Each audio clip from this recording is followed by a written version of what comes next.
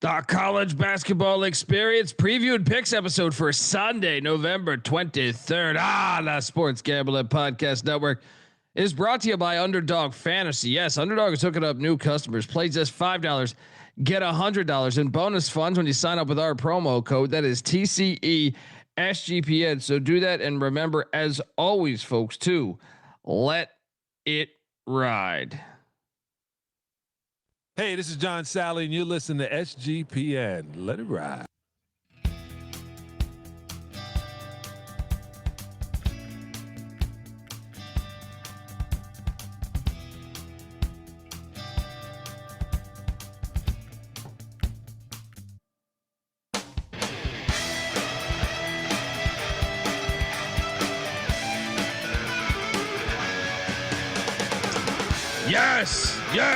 Yes. Woo!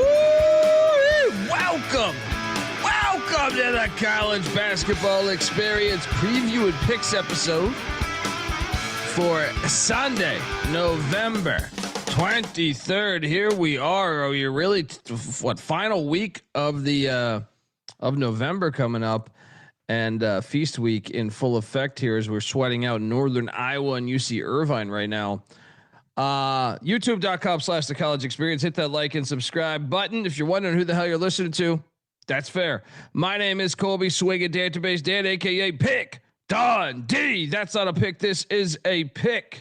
He was raised in the land down under, where a man thinks on his feet, Double speaks overtime with his fists, and lives by his wits. When Dundee happened, he was a superstar. And you're nothing but a chameleon, lemon-headed, coward, terrorist pussy. And I'm after you, buddy. You're gonna pay for it. Good night. Oh, it's been a rough day. Rough day on this Saturday card, this week Saturday card. And thought I might get one here. We'll see if this shakes out in double overtime, but yeah, not the greatest day for me, besides one money line hitting. I am joined by my co-host. He is also the host of the College Football Experience. Check the reaction show tomorrow. Give it up for former staffer at Austin Peay with the Governors, South Carolina with the Gamecocks, and West Virginia with the Mountaineers, Ryan McIntyre, aka Money Line Mac. What's up, man? What's up, man? Yes, another marathon day. College football, college basketball. We're on to Sunday. Cheers. Mac tonight. Come on, make it Mac tonight. We are also joined by third man in the booth. He is the host of the College Baseball Experience, always serving high heat over there. Give it up for the great Noah Bieniek. How are you, buddy? I'm doing pretty good, boys. Right now, currently 4-4, needing UC Irvine to have a winning day. So we just lost. Irvine lost. Yeah, I thought it was going to double to overtime according to my app, but it was inaccurate. So it was a 3, and they lost. They fouled him and won. Yeah, had a 2-point lead. Yeah, and then boom. So they basket. lost by 1. Yep. I got 1.5, so I'm good. I had a winning day. Ooh, yeah. There we go. You got Irvine plus 1.5. I got Irvine plus 1.5. Wait, that makes me check my bet. Did I get 1.5 and not notice it? Hang on. I did get 1.5. Holy shit. Okay. What's going on? Yeah, dude, I didn't, I just assumed because we did the show, but I mean, I still had a horrible day, but shout out to Irvine. I will say to finish up my intro, I'm not going to be on next weekend, Friday or Saturday, at least before the game. So I'm going to say it now. The winning of the rushing battle, the team with the most rush yards between Ohio State and Michigan, has won 24 years in a row. Michigan's out rushing Ohio State in that game for damn sure. Glad to see we're still playing football, right? You know, you have 7 days to talk about that game. Yeah. Well, I'm just not bringing gonna, it up I'm not on gonna Sunday. I'm not going to be on the show like before those games, so I'm just going to say it while I'm. What are you taking the whole week off? No, just Friday and Saturday. I'm not going to be there. So. You could have thrown that in between Sunday. Well, and like I doubt a lot of people are going to listen Thanksgiving night or whatever. I think that'll be one of the lower listened to episodes. This is a great week numbers wise for us all every single year. But I just felt like now is the time that I should do it because I'm not going to be on next weekend. Hilarious. You That works. jamming Ohio State already. Yes, sir. That It's Ohio works. State week now. Yeah. Yeah, let's get into this, man. We have some tournaments going on starting Monday. Do we want to address that first before we recap all these? Let's recap and then I'll lump it into the picks episode. Okay. The picks only stuff. Or organization over here at the College Experience. I try my best. Yeah, we don't talk anything through, right? Shout out to Carlton in the chat. Yeah, let's go. Actually, this is an interesting one because what this number closed at, you guys probably cashed if you followed us because it closed at 17.5. I bet this at 13.5 like an idiot. And I lost. Mac, what number did you get? I couldn't believe this closed at 17.5. What the hell happened overnight here? I got 60.5. So what did I end up losing by? 16. So you hit. Yeah, so I did hit this one. So it was nice to be on the right side of a hook for once. I feel like I've been getting hooked left and right last couple days. Yeah. I mean, maybe I got 14, but I just know I lost. Bieniek. No, he didn't go with us on this, right? Yeah. Yeah. I waited till the morning to bet a lot of my sides today because I had a bunch of ugly ass dogs that I knew nobody was running to bet overnight. So I figured it would move the other way if anything. Yeah, I just want to tout that. Just one of my strong, if you got the number right, my record should be better, but I'm a moron. So catch the sarcasm. Yeah, shout out to Navy. Next up, we did cash on this with ease, actually. Wagner. Georgetown wins by 17. This game was I feel like I don't think it was ever close to being like a Wagner upset, but what did they get it down to 12, 10, something like that? Well. Easy play there, double lock. Honestly, I felt like that was sweat free. What was the biggest lead Georgetown had? Like 19, 20? 22 in the first half, ironically. But yeah, in the second half, they kind of went through the motions. Looking ahead to that tournament that they're going to be in against Dayton here this week. Yeah. So shout out to the Hoyas. I don't know what. There's not much to really gather from this game. Next up, I am tired as fuck. It's tough. That's we got to work on this. Why don't we bet Fairfield, huh? Yeah, I went to bed at 8 a.m. Yeah, it's tough.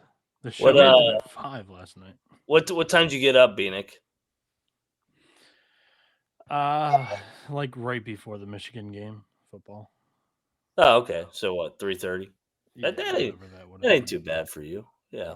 I mean, like you said, the show ended at 4:45 last night. Yeah. I had the morning show at 11, but I got woken up by my wife because we had to go get we were out of food for my son. So I don't think she realized what time we went to sleep. You think she cared? She did not. Yeah. She just was like, hey, we got to go get food. And then like we went out to eat from there. And then, yeah. So I'm like, I did catch about 30 minutes of sleep on the couch earlier, but I am definitely, I have a feeling I'm going to look like Jeff Van Gundy by the end of the season. Fairfield, we should have locked this thing. What are we doing here, man? What are we doing? Fairfield was up by like 20 in the first half. Destroyed them. Yeah. Yeah. I mean, shout out to them. Next up. Okay. We didn't bet. You bet this. I should have followed you, but we called for Boston. Boston wins 75-74. This might have been the best game of the day, or maybe the UC Irvine game, but shout out to the Terriers for winning the Battle of Boston in Connecticut. The best way to describe that would be this. Well, Well, I don't got the rain man cold, But they're counting down 7-6-5. Thoughts on this game? I didn't watch any of this shit, guys. Football was on. Yeah, I'm not gonna lie to everybody. The slate was weak on paper. I had games on my laptop, and I was score watching. I was watching football. So Boston trailed for a lot of this game, and they were down by 4 with 6 minutes. So a nice comeback here for these Terriers. Nice bounce back. Yeah, I'm not gonna lie to anybody. I was asleep. Shout out to Seattle. Seattleite in orbit. Out of food for your son. Guess if the grid went down, he'd be screwed. Always be prepared. Well, I'm not at my house, buddy. Yeah, he's in Myrtle. Yes. So yeah, this is not my house. So it's a little different, but it's okay. All right. He's on vacation for the Charleston Classic. Yeah. Yeah. Next up we have Central and Dayton. Why didn't we bet this? The line was not 10.5, by the way. This line was like 24 or some 30. Shit. Yeah. Went off at 30. Yeah. This was a 19-point win by Dayton. This is my fault, Mac. You asked me if we should bet this. I said, no, I'm done with them. It's on me. This one's on me. So, yeah. My bad. Good win, Dayton, I guess. Yeah. Yeah. Who's Dayton Georgetown here coming up this week on Thursday? Where's that game at? Florida? Yeah, Florida. Yeah. Yeah. So nice win there for the Flyers as they fly on, and then fucking Long Island Sharks. Tough day for the Sharks. Well, they were down only 54 to 19 at halftime. Mafia exists in Chicago too. Yeah. I mean, this is typical bullshit, typical Petiti bullshit. A lot of questionable calls. I think if the refs really gave us a little bit of an edge, we would have won this thing outright. Couldn't tell you a single thing that happened in this. I didn't watch any of this. I know several people DM me pissed off. Really? Let me explain this to people out there. Look, I did bet Long Island, but it has become a shtick. So it's he has bet like every Long Island game for the past 2.5 years. It's the same. It's very similar with like ECU or Colorado, but ECU I faded this year. Long Island I have not. You faded him last year too, and you ate a lot of shit. ECU I've been cashing in. This year, sure. There's you get sometimes you have to handicap the handicapper. I will never pick Pitt ever, and I will always pick West Virginia and probably always pick Army. So those are my three, and probably UMass. I'm gonna just go down with the ship like it's fucking Titanic style. Fitting day to bring that up. But I'll be honest, like Long Island was pretty good ATS last year. You know what I mean? Like they made us cash. So if you just put $50 on every Long Island game, I believe we were pretty solid. Now I do think the year before we might have ate some shit. My team has always been Denver, and then this year they're now a cash cow. So it's like, Yeah, exactly. So it's great to catch them on the good years like that. So, we're talking about our real teams, and Noah goes, "My team's Denver." I mean, that was Colby's thing is like season. And Omaha, you like that trash can banging bullshit? Yeah. Yeah, sure, whatever.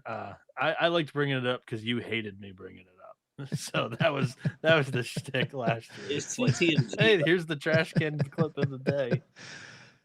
But dude, I threw $50 on. I do it every single time. I mean, depending. Like obviously, I knew this one was a much more dangerous one. Like some of these ones, I really do love Long Island, so I might up the ante as far as my wager. But yeah, I threw $50 on Long Island with 35. I think it was 36, whatever the fuck the number was. I ate shit. But you should always take it with a little bit of a grain of salt. Next up, the Nazis, they did cash for us. The line was inaccurate on the slide. They were getting like what, 24 was it? They only lost by 14. Easy play here. Didn't watch a second of it. Your guys' thoughts? Because OK State was going through the motions apparently. Yeah. Largely 24. We kind of highlighted the spot. Oklahoma State had played 3 or 4 emotional games, whether it was against a high major opponent or one of Lutz's really good friends, and here comes Hitler and the Nazis, and it was just like, all right, they're gonna lay off them a little bit here. So yeah. Max Boyd, Jalen Curry from UMass had a game today. Maybe they should use him. He started the first 2 games of the season.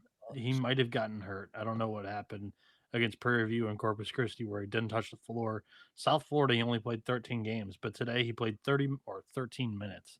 But today he played 30 minutes, 30 points, 10 assists, 6 rebounds, 3 steals. Hell of a day. Shout out to those Nazis getting that cover. Also, we covered with Central Michigan. Never easy cover. I did actually catch a tiny bit of this. They were never not covering in this game, and Central was actually winning for a portion of it. Yeah, I didn't watch it, but that's no, all I for lunch I went to like a cafe or something for the games, and one of the TVs had this one on. Really? Yeah. So I caught a little bit of it from a distance. I wouldn't say I followed it. Saturday, and they've got Marquette on. A West Virginia bar. Carolina. A West Virginia bar. Incredible. Questionable. And when they had this game on? I mean, they had like 50 TVs. So, I mean, like every other game was football, but there was one Marquette TV on basketball. Central Michigan, Marquette. Maybe the bartender was from Wisconsin or some shit. Who knows? The 7-footer that came with, the Bronkma from Ferris State, the 7-footer, Nathan Clairbout, played 35 minutes today, which is insane. Shout out to Nick in the chat giving us $10. This show's the only thing that keeps me going. Appreciate you guys. Well, damn it, keep going, brother. We appreciate you. All right. Thank you, man. Cheers to you, brother. Yeah, and I'm with Kenneth. Shout out to Kenneth. That's the man right there. Long Island is going to be a wagon in NEC play. Yeah, exactly, man. I feel pretty good about them. I mean, I know they got destroyed today, and I didn't watch the game. I think they're better than I thought they would be this year so far. I don't know about you guys. Yeah, they're the favorite in the NEC. I mean, I don't know that they'll win it. We'll see. Because what was it? Mercyhurst looked all right.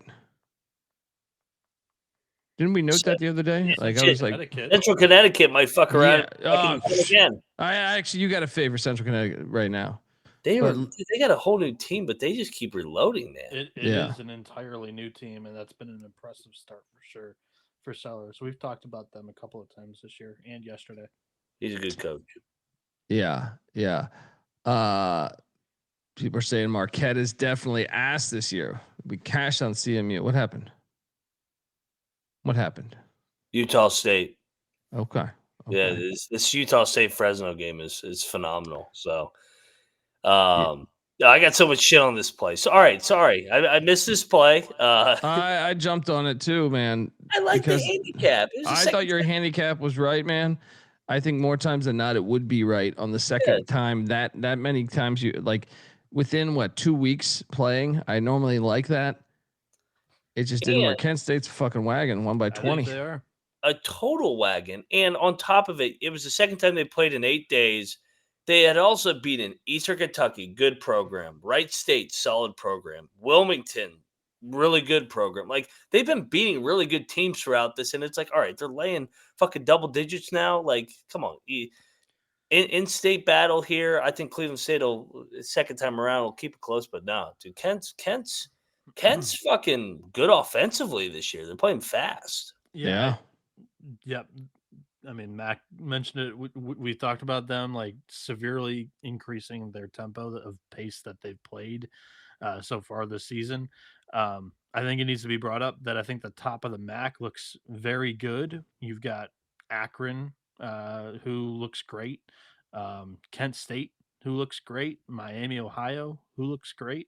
And brought a lot back from last year's second place team and also like tournament final team. But all of that said, This is just how good this Troy team is, because Troy beat Kent State at Kent State opening night. Facts. Yeah. It gets easier, George. I appreciate it. It gets easier once we get out of November. November is because of the football grind mixed with it. And these next week's going to be brutal. I mean, you're going to see next week's the hardest week of the season. Yeah. Full zombie mode for Thanksgiving when these fucking tournaments go till 1, 2 o'clock in the morning. And then you got to wait for them to go final so you know who's playing the games the next day. You can't pick the games the next day if you don't know who's playing in the motherfucking game. Notice how I keep bringing up that I have Friday and Saturday off of next week. Bieniek, I hope you get laid. That's all. I hope Michigan wins, and I hope you find a nice deck out there. You take her to Plowtown. Shout out to the great Troy Tuning who's alive, and shout out to Tommy B. I was at the Kent game today, getting better every game, but Akron is a class above them. Shout out to you going to the game. And shout out to anyone going out to check out. Right now, you got college football thriving, all levels. D2, D3 playoffs, NAIA, FCS playoffs next week. Great FCS day, right, Colby? It was way better than the FBS today. Today, the FCS was way better than the FBS. I honestly didn't think the FBS slate was too bad, though. There was just a lot of blowouts. Dude, I was at the bar, and every game on the screens. Coming into the weekend, I didn't think that. No, coming into the week, I thought so too. But I will say, especially I saw a lot of people shitting on the slate today. I mean, you can shit on the slate after all the results are coming, but going into it, I didn't think it was too bad. Yeah, I mean, you have Samford taking on Texas A&M. Well, that's what I'm saying. You got Tennessee. Yeah, I saw it a lot from SEC fans saying that the slate sucked because the SEC didn't because of them. Correct. Yeah. It's because of you guys, and you guys are blaming everybody else for not carrying a slate. Well, shit. I mean, there was other conferences that had great games. That's for the TMZ fucking idiots. That's what I'm saying. Duke Carolina always delivers. The TMZ idiots are the ones that pop off on Twitter, and that's where I'm looking. So it's Montana State delivered. Like I said, there was a slew of good games today. Utah K-State delivered. Yeah. Shout out to Tommy B for giving us the $10 though, and also shout out Carlton giving us $45. Appreciate you. This is for all the hard work during football and basketball season. TC has definitely helped me feel great in life, and I appreciate all of you for what you do. Even with reaching out on Twitter, you're the man, brother. I'm glad we can play. I'm glad we can be a part of happiness for somebody, and probably the opposite too when. Someone shat on our Wagner play. I had to clap back at him on YouTube. He's like, "You fucking idiots! Georgetown's gonna win by 50." So I guess it goes both ways. But appreciate you, Carlton. I love shitty idiots. It's America. Dude, you're supposed to talk shit and have fun. I posted another one of those. I'll call you pussy. Let's go. I posted another one of those no context TCE clips today that we had last night. And then I watched the entire thread that I've made so far this year. It's fucking incredible, dude. I wish I did that more in the past seasons, but yeah, it's just it's fun. Good stuff. Folks, I want to tell you that the college basketball experience is part of the Sports Gambling Podcast Network. Gear up for the holidays at the SGPN merch store. The perfect gift for the DJ in your life is available there. Promo code holiday for 25% off everything in the merch store. We got college basketball experience hoodies. I mean, get on over there. Promo code holiday for 25% off everything. We're also brought to you by Novig. Novig is America's #1 sports prediction market. With Novig, you're getting the best prices. Novig's available in 35 plus different states. Download the Novig app and get $50 when you spend $5 if you use our promo code that is SGPN. So get in on the action with Novig. Promo code SGPN. And we're also brought to you by Underdog Fantasy. Underdog is your home for pick'em entries where you can win up to 5,000 times the amount of money you enter. And Underdog's got a brand new offer for new customers. Play $5, get $100 in bonus funds when you sign up with our promo code. That is TCE SGPN. So do that and let it ride. All right, we are still reacting. Kent State was looking good there. As they destroyed Cleveland State. We lost money on that. I should have bet Lowell. I like their chances, but I didn't. Peters wins by 2. Lowell with an easy cover in this classic Nor'easterner in Jersey City. Lowell slightly playing better, I guess, over the last week. I mean, the bar was low because they were fucking awful to start the year. Yeah, I feel like they've kind of been covering. All right, I want to. Did I want injury fly under the radar in the preseason for them because they were like really, really bad. Perhaps I don't know. I didn't watch the game today, so I mean, I do want to talk about this. So the other night, I was really upset for my Maryland Eastern Shore Hawks because I thought they could have beat Canisius, and they had the Longwood win before that. So I was thinking, man, they're going to win 3 games in a row because they take down Binghamton by 9. And watch out for these Hawks, Mac. Where the fuck did they come from? They've won 2 of 3, and they have Hampton coming to them later this week, and then they get. Well, I mean, you're missing the biggest feather in their cap. They've won 2 of 3, and they took Georgia Tech to overtime. That's what I'm saying, man. And they got some winnable games. They play ECU on December 2nd. That's a winnable game. That's a very, very winnable game. So shout out to these Maryland Eastern Shore Hawks for getting it done. I did pick this correctly, but didn't bet it. I ate shit here. Didn't we both eat shit here? Mercer just whooped their ass. 12-point win. What is going on? Is EKU? I mean, what 1-4? No, I think Mercer's actually like kind of good this year. I'm just saying EKU. I mean, I guess all their losses are decent. Yeah, But they don't have a D1 win yet. Their losses are Western Kentucky, Vanderbilt, Kent State, and Mercer. They got Northern Kentucky on deck. Mercer's on the road. passed my eye test. I think they're all right. SoCon needs them. They got blown out by Winthrop. That's not really excusable, but in the other games they've looked competitive. The SoCon really needs them because we'll talk a little bit about another team in the SoCon. Yeah, I mean the SoCon didn't look strong against the ASUN in the last 2 weeks here. And I like Ritter, man. Ritter's won wherever he's been. So year 2, I think he's building Mercer the right way, unlike what's going on here. I didn't like Mercer in the preseason, Beeves, but like, yeah, I mean, I watched him. I think it was the Tennessee game. I bet Tennessee against them, and I was like, this team's actually a lot better than I thought they were going to be. All right, we got to talk about this one. We really got to talk about this one. Me and Mac locked up UMass and Green Bay and Doug Gottlieb, who had a 12-point lead in this game, by the way. This is no fluke. Yeah. This is like the most embarrassing loss of my year. Hey, the podcaster, I told you that he was a better coach in this matchup. Yeah.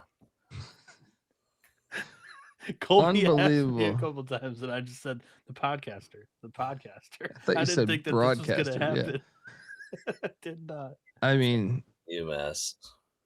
what is it about UMass, buddy, right now? Football, basketball, they've just been a tough play, man. I know his team keeps getting rated, Just but I replay mean, what you did earlier. unbelievable. Mac, this one, please elaborate on what the hell's going on here.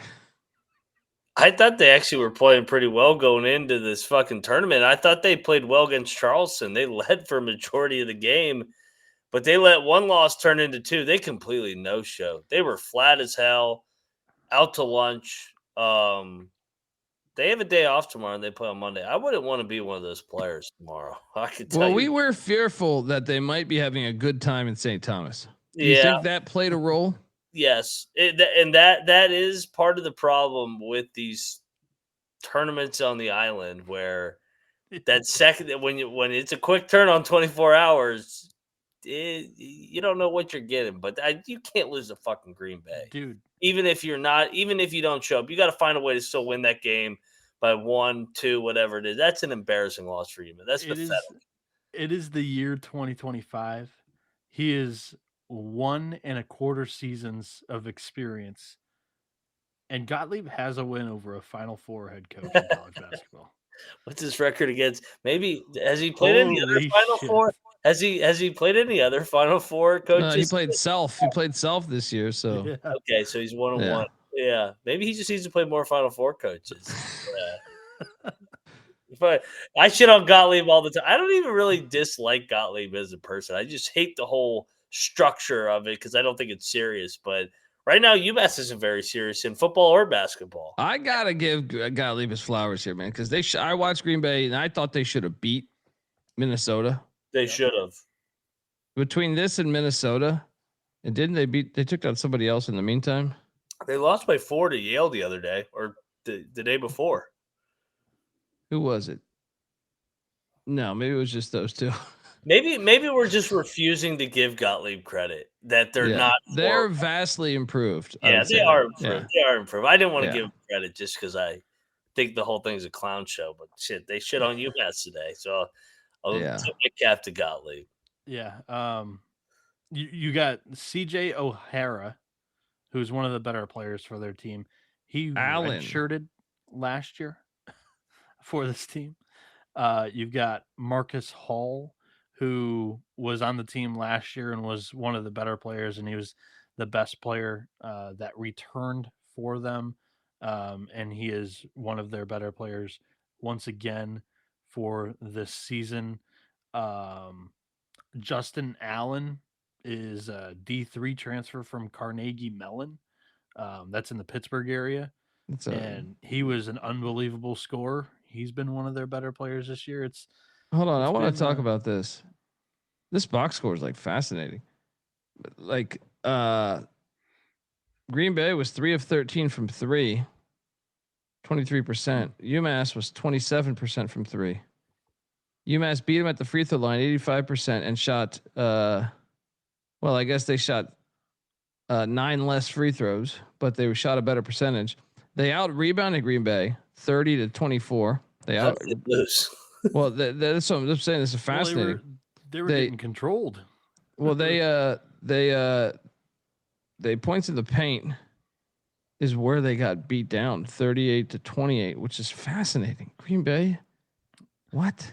Dude, I talked about it in the MAC preview because UMass is now in the MAC, and I was like, man, the UMass roster was not one of the better rosters in the MAC.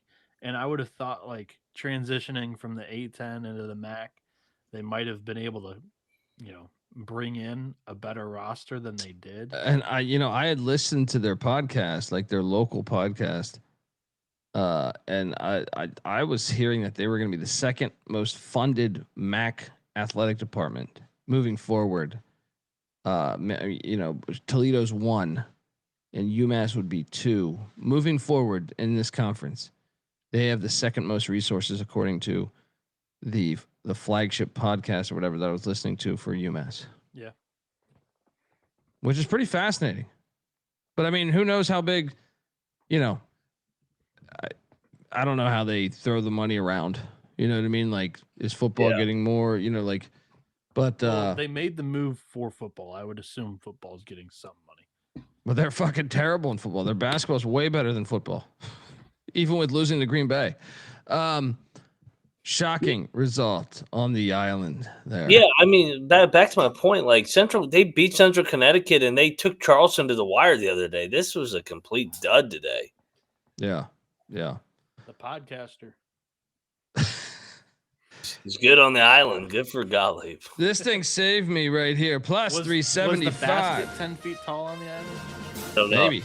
I didn't watch it, so I'm going to refuse to believe it happened. Good pick, Colby. Yes. Northeastern money line hit for me. Kind of saved my ass. I mean, I still had a losing day, but this one really saved me from basically losing like $1,000. $700, I think it was. But shout out to Northeastern for getting the dub in Duquesne. We knew was kind of phony. Come on. Mac, your thoughts? Good win for Northeastern. They're banged up. I saw our friend Spoon in the comments saying that they've suffered some injuries, but Cohen's a good coach. They just reload, next man up. Great coach, underrated coach. Is he one of, like, if you had to list the most underrated coaches in college basketball, he's got to be top 10, right?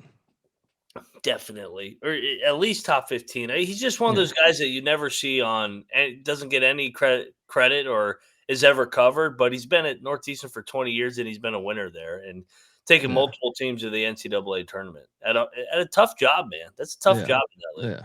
Yeah. Xavier Abreu in this one came off the bench, so this is a kid that has gotten more opportunities because of the injuries.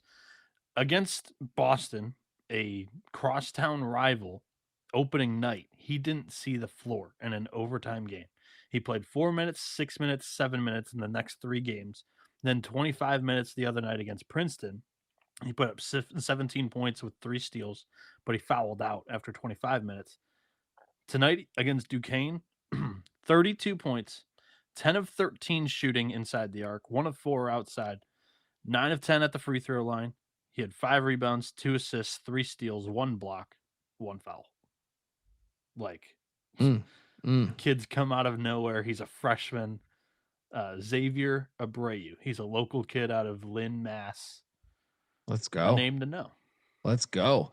Daniel Cady. Shout out to Daniel Cady. Yes, in November they purposely avoid college football Saturdays. This isn't a new thing. I feel it's common sense, because a lot of the ADs will go to the tournaments and then they'll fly from wherever they are. Say like Charleston, for example, where Colby's at. If West Virginia was playing today, or Georgia, Clemson, they would fly to wherever the football team's flying or playing. Yeah. So they don't miss any games. Well, major amounts of money. And a ton of money's on the line for like the schools that could get to the championship game or something. So yeah. And also TV ratings. It just doesn't. The TV companies also are like, no, you guys should play these bigger games. They want better ratings. Yeah. You know, you don't want to go toe for toe.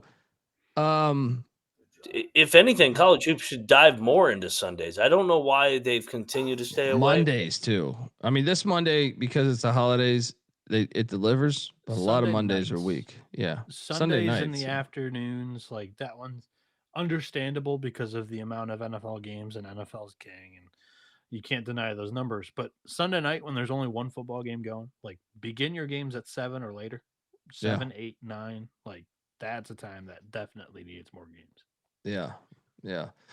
So shout out to Northeastern though for coming through for us, and then shout out to a double lock and a battle win for me and Bieniek as the Friars stick it to Penn State. 77-65. Big East needed this win. Yeah, they did desperately. Didn't watch any of it. This was on Peacock too, right? So I mean, why would I, right? Caught a little bit of this game. It was on side by side with the Michigan football game and a couple others.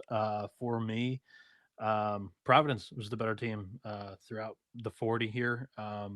Penn State had, a first half fight, and they were winning the game for a little bit there. Freddie DeLeon off the bench for them had a great game, but Providence, 4 guys in double figures. They rebounded the ball like crazy. They had 45 tonight. 42 points in the paint to 24. They dominated down low. That's Penn State's your big issue game. is Yeah. They don't have anybody down low. Shout out to the Friars for getting it done there. Also, cashed on this double lock for me and Mac. Or no, me and Bieniek, right? Yeah. With Valley State. Without a doubt. Yeah. I mean, what the hell was this line? 24.5. Valley had more points in the paint than Bakersfield. They just didn't win the game. Mainly because they went 2 for 10 from 3. Easy. I mean, this was ridiculous.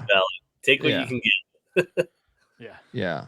Shout out to Carlton in the chat. What a phenomenal week for FCS. The FCS fucking delivered today, man. FCS was I was very pleased with the product. Shout out to Valley State getting that double lock. North Alabama took on Chattanooga. Chattanooga won by 14. I got this pick correct. That line is inaccurate on the slide, but did not bet this game. SoCon needed this. They did. That's a good win because North Alabama's a solid mid-major program out of the ASUN. Yeah, Chattanooga needed that too, by the way. Hadn't been the greatest of starts for them, but they were playing all teams above their shoulders. So Next up, we had this one where me and Mac lost money. I think all three of us lost money. yeah, this was actually, pretty yeah, Fucking yeah. Mexicans, damn it. Missouri State, Quanzo Martin wins by 7. Palick, Yeah. Keith Palick, 28 points, 9 boards, 5 assists, 2 steals. So Dog. boys, I'm struggling to understand how we lost this game. Rio Grande had a 13-point lead with 5 minutes to go, and I wasn't watching, but I can't tell you what Missouri State excelled at in the box score here. I'm looking at the box score too. This is fascinating. I don't know how we, 1, lost, 2, they didn't Fast break points or points off turnovers. That's got to be it, right? This That's is a game that I got to watch the last 5 minutes of at least to understand what the hell happened. Yeah, I'm reading like the write up on it right now. Yeah, it doesn't really. And I mean, the Mexicans pound them on the glass too. I mean, they dominated this box score. Box score. Yeah. The only thing that is in favor for Missouri, they lose every single battle rebounding. They had more steals. Missouri State had 6 steals to 3, and they turned the ball over. Like the Mexicans turned the ball over 14 times. Missouri State 6. That's, I guess, your game. Points off turnovers 16-9 in favor of Missouri State. It was that one kid who went off from Missouri 22-2 run to end the game is what the chat's saying. Yeah. Nikki Bassin. Shout out to Nikki. Bastion probably. Unbelievable. What a brutal beat. Yeah, Also, I wish I was watching that one. And I wasn't even monitoring it when the collapse happened. Otherwise, I probably would have thrown it on. But I checked the score, and then the next time I checked, it was over, and they lost and didn't cover. And I was like, "What the fuck?" Speaking of what the fuck, I agree with dumb shit here with Danny. Like, I don't think Missouri State's good at all. Yeah, they got hot at the right time, apparently. UT Martin got hot at the right time too, because this was a terrible pick by me. Yeah. I dove into the stink, and they were down like 15 or 13 or something at halftime. They got hot at the right time, battle back, win 69-68, and avoid what would be a very bad loss, considering they've had quite the beginning of the season here. Once again, UT Martin has a win over Bradley and UNLV. Now, I guess their only losses to Florida State in a game they easily covered. Martin was reading the press clippings before this game. That's what happened. That's why I stayed away. I was like, this line stinks, man. It's the first time they've been favored after pulling off all these dog upsets. Yep. Yeah. So shout out to PV for the cover. Then this one, we ate shit. This is where my day just started to go fucking terrible. Mine too, man. I don't know if we hit a bet from fucking 6 on. Ever since Bieniek woke up, we didn't hit anything. Correct. All the games that I was watching, I was like, what the fuck? I woke up and it all went to shit. The UC Irvine one was able to cover for us to wrap up the night. But other than that, I mean, shit. Barbara wasn't even in this game. They're weird. Their roster is. I actually think their roster is better than Nevada's roster. I don't even understand. I was watching this game and I'm like not in on Barbara at all. I didn't watch the LMU game for them, and I also didn't watch their game against Sac State. But like, this is 3 games in a row that they haven't looked sharp at all. Mm-hmm. Yeah. Oh, I saw that news. I saw that news on Twitter. I shared that thing. Shout out to Santa Barbara for there's activity about reviving their football program that went away in the late 80s, I think. If that early comes 90s. back, their baseball team is going to take a little bit of a hit. They're fucking wagon in baseball. They're a perfect town, dude. Their stadium. I know that they have 2 stadiums, but one of them is. I mean, they have 2 stadiums in Santa Barbara. Not the university owns one, but it's still very close to the ocean. It's really cool. It's really fucking cool. Yeah, Nevada in this game looked like the better team without a doubt. I thought UCSB would be better. The games that I've watched and monitored, they have not passed my eye test. Corey Camper for Nevada. In this one, he's a UTEP transfer. Had his best game of the year for the Wolfpack. Played the most minutes of the season so far for them. And yeah, I mean, kid is making a difference. So I think he's going to get a little bit more run. Yep. Nice win for Alfred there. As I eat a pile of shit. We also I ate a pile of shit right here. Dude, I knew I was doomed. Did you guys see the closing line on this? No. So last night when we called it, I believe it was 2.5 or 2. It might have been flat 2. 5.5 is what it closed at. When I woke up and saw that, I was like, I'm going to lose this fucking bet. I'm going to lose this bet. I would love to know why we had that much movement. Did someone not play for Western? This is another, like I said, I don't know about the SoCon this year, man. Yeah. I mean, hey, good win for Lipscomb. I mean, 20-point beatdown of Western Carolina. I thought Western Carolina would be pretty good. Nice win. They beat the shit out of them. Yeah, terrible play here. And like I said, this was like the part of the day where I was just getting destroyed. Southern Indiana was taking on the Flames of UIC. UIC won by 11. Thank God I didn't bet this. The games where we like really got fucked are coming up. I wouldn't say it was that Lipscomb one yet. No, for me, I mean, I went pretty decently on Western. Were they winning though? No, I'm just saying, like, when I woke up and saw the line movement, I knew that bet was cooked. I was just like, fuck. I'm just saying, like, watching some games, we were feeling good at points, and we got fucked late. Yeah. San Francisco, shout out to them. There's a Big Ten loss just in the mid-major ranks. Called for it, though. Noah Petiti was on this one. Noah Petiti at the Pentagon. He was there, turning in the files, meeting with private equity. At the Dons. Blowing Peacock. Yeah, blowing Peacock. This Barnes not even going to get going for conference play with their new head coach. They keep taking these bye game losses. Well, this one wasn't a bye game, but still. Yeah, it's one. Green Bay they went to overtime with, and they played with their food against Chicago State. That barn's not going to be lit this year, boys. Yeah. Shout out to the Dons. We talked shit on Cal State Fullerton last night, and rightfully, they said, "Hey Dundee, you are a pile of shit." We predicted that this was going to happen.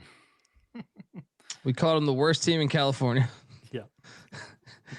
And then they stuck it to our Tommies. What the fuck is wrong with Tommies, man? Yeah. They cannot play away from the Shoenecker, and even at the Shoenecker, aka Penny and Lee Anderson Arena or whatever, they haven't covered for us. They haven't been a wagon this year. They're 2 TMZ this year. Yeah. Shout out to 357 giving us $2. How do we find your NFL 10-team parlay? DM. Just take all the dogs, the Lions, and Steelers. There you take go. all the dogs in the early window, then all the favorites in the late window. That's your 10-teamer. I bet St. Thomas. I don't know about you guys. I bet the Tommies. Yeah. The Tommies have been disappointing for me this year. I got drilled, man. Got drilled left, right. This might have been the best game of the day here. Double overtime. This one was pretty good. Iona 91, Oregon State 84.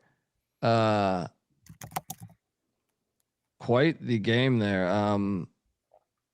Oregon State had a 19-point lead. Yep. That's gonna hurt. Yeah. Shout out to the Gales. 19-point fucking lead, and you blow this. Were you able to watch this, or in this tournament in general? Have you been able to watch this? Yeah, it's been on the plus. Yeah, but I didn't watch this game. Yeah, this one's not on that bullshit Baller TV or whatever. Oh, that's what I'm saying. It's not on the plus. No, it's on ESPN Plus this tournament. Sorry, this is on plus. Yeah, I watched all these teams yesterday. I watched Iona. These games today. I watched Iona Akron. I watched UMass, Charleston, and I watched I watched Oregon State Evansville yesterday on the plus. I didn't. It wasn't an option on the. I don't know. The ESPN app sucks. The games disappear with like the final 5 minutes. That drives me crazy. That for football specifically, I have such issues with that because you're like watching like a field goal. It's like, they're in position to kick a field goal, and then like you hit the wrong controller and bounce back.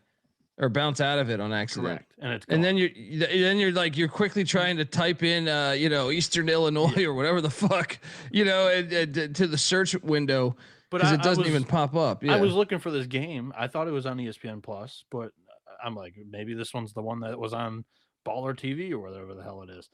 And it wasn't there. So I was like, oh, well, okay. I didn't like go searching. I was just like, okay, there's other games, but yeah, this one was great. Yeah, great game. So I didn't bet that Oregon State game, but I did bet this, and they had a halftime lead. Dude, I can't believe we didn't even cut. So my head, dude. This was unbelievable. We had an 11-point lead. Milwaukee did. We're getting like 10 and a half. Yeah, this We're is getting like 10 and yeah. Last night and fucking UC Davis last night. Like, you guys talked me into this. We were basically covering by 21 points. 21 and a half points. Ridiculous. And we lose. This is a brutal fucking beat, man. This is a brutal fucking beat. And then this one. Good God. I called for the money line. I sprinkled the money line here. We had a halftime lead. We had a 8-point lead, I think, at some point. Indiana State down the stretch just put it on them. Their biggest lead of the game was the final lead. Yeah. They blew it open late. Yeah. Oh, man. This one was right there with that Milwaukee fucking game. They were happening at the same time, too. It's a tough day. Both of them, just tough window. Well, we also, me and Mac bet Gardner Webb getting like 1,000 points, and we still didn't cover. Hilarious. We were getting 24 and a half. Yeah. They lose by 35 points. Dude, Gardner Webb, auto fade. Not a Luther guy. I didn't think that roster was very good. I think that's a train wreck. Richmond's a wagon right now. Josh is talking about all these logos. Yeah, where do you find the logos? I mean, look, some of them are just available if you Google, but also like for me, I just have like a large folder over the years. Sometimes I'm just a junkie when it comes to college football and college basketball or something. So like, if I see like an old program from like the 1960s or something where they're using a different logo, I'll just take that logo, take the logo from that program. So I kind of have a gigantic fucking collection on my computer, like stored on my computer. So I don't even have to use the internet anymore. So, but most of it, it's all out there on the internet. It took years to collect it all, if that makes sense. But the generic ones, like this one right here, these are two generic ones. You could just go find these. You could just Google that. Yeah. Carlton, I'll definitely do that at some point, brother. I just need some fucking time. What are you saying? If you need help with the slides, I would definitely take you up on that. I just need time to arrange that. VMI played Stetson today, and I picked this game correctly, and I did not bet it because Stetson won by 19. You don't walk into DeLon. Ethan Copeland, 25 points, 6 assists, 1 steal, 3 boards. Hey, son. Yeah. SoCon's trash. Yeah. Yeah. Good win, Stetson. Shout out to Quentin in the chat. Appreciate you, man. Next up, we have North Dakota and Coastal. I'm starting to buy into this Coastal team, guys. I know it's just North Dakota, but like the way they're winning these games, like I feel like the Coastal teams of the past would win this game by like 1 if they won. Yeah, 4 by 17, man. Yeah. Hey, I mean, Justin Gray was good at Western Carolina. Maybe he's getting that thing turned around at He's a good coach. Coastal. He's a solid coach, but yeah, like Coastal's been just such a non-perennial basketball program over the last decade Yeah. that it's like you got to really see it to believe it there. And yeah, I mean, they've looked okay, but at the same time, they haven't really played anybody that impresses me. The one win against Winthrop was That impressed great. me. That Yeah. was the way they did it too. They stuck it to him. They Um, won by 6. no, but I mean, I watched that game. Like I felt like They they were just up double digits, but yeah. Shout out to Quentin. There's a button for tipping in there. Or you can go to the SGPN store and buy some shit. But regardless, we're grateful. We're grateful regardless. So shout out to Coastal. ULM. They played in Johnson City against Morehead State, and Morehead State won by 3. So ULM actually covered. I think Bieniek picked this correctly, and we did not. yeah. Hey, Quentin Mack will take you up on the bunnies. There you go. Saying come to Nashville. Beers and bunnies on me. Oh yeah, love There we go. Nashville. Nashville, baby. Country music, baby. Let's That's go. a great city. Great. City. Love the bunnies in Nashville too. Yeah, I mean, what Belmont? Who else was in your conference? Tennessee State was at the time. Lipscomb was in the league, but yeah, Belmont wasn't. Belmont was OVC. Belmont too, right? was. Yeah, Belmont. So there's was. like 3 Nashville schools. That's nuts. Yeah. Two. Sorry, Lipscomb we played, but they weren't in the league at the Okay. Okay. Yes. I think you're calling out. I'm assuming this is the football angle where I had Yale on the money line against Harvard in one of the greatest rivalries in all of football Did you history. get that out on the pregame show? I did. Okay. I did. Shout out to that. And I also gave out the Montana play once that line went up. Montana covered. Incarnate Word and High Point. High Point wins by 11. They're just a factory. I should have bet this. Edged it out on the spread. But actually, it closed at 12.5. So actually, IW would have covered. There's that. Yeah.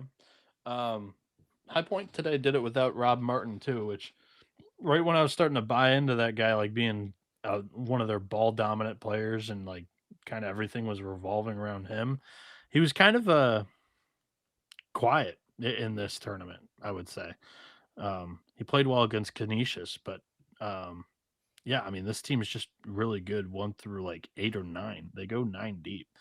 Yeah, Cameron Fletcher today, who has been all over the map. I think he began his career at Florida State. No, he began at Kentucky, then was at Florida State. He had a great game today. Went for 18 and 12. Yeah, High Point was up 19. There's some people complaining they got the worst of the number. They're still really good. I mean, I didn't watch the game, but they're good. Next up, I mean, how about this score, guys? VCU won by 43 points. Your boy bet Coppin State. VCU is good, man. I was surprised you went in on Coppin. Well, I was surprised. They hadn't really been blown out this year. I'm just saying, when I watched that NC State game, in my opinion, I thought VCU was the better. Like, okay, NC State had the better athletes. That's why they won the game. VCU was the more cohesive team. They were like, just to me, they played more like a team. Then I just was like, man, they're gonna be a fucking force in the A10. I mean, they always are, but they only beat Wagner by 29. They only beat St. Peter's by 17. Coppin State had hung in with some of their competition. I was like, this kind of makes sense. And then they got railroaded. Yeah. Next up, we had Southern Miss and North Florida doing battle. What the hell happened in this game? Why do I not even see this? Did this game even happen? This game was not on my radar here. Okay. Shout out to Southern Miss. Next, Northern Colorado, Portland. This was a overtime game, right? Portland lost by 6, so picked this incorrectly. Shout out to the Bears bouncing back and getting this one. And then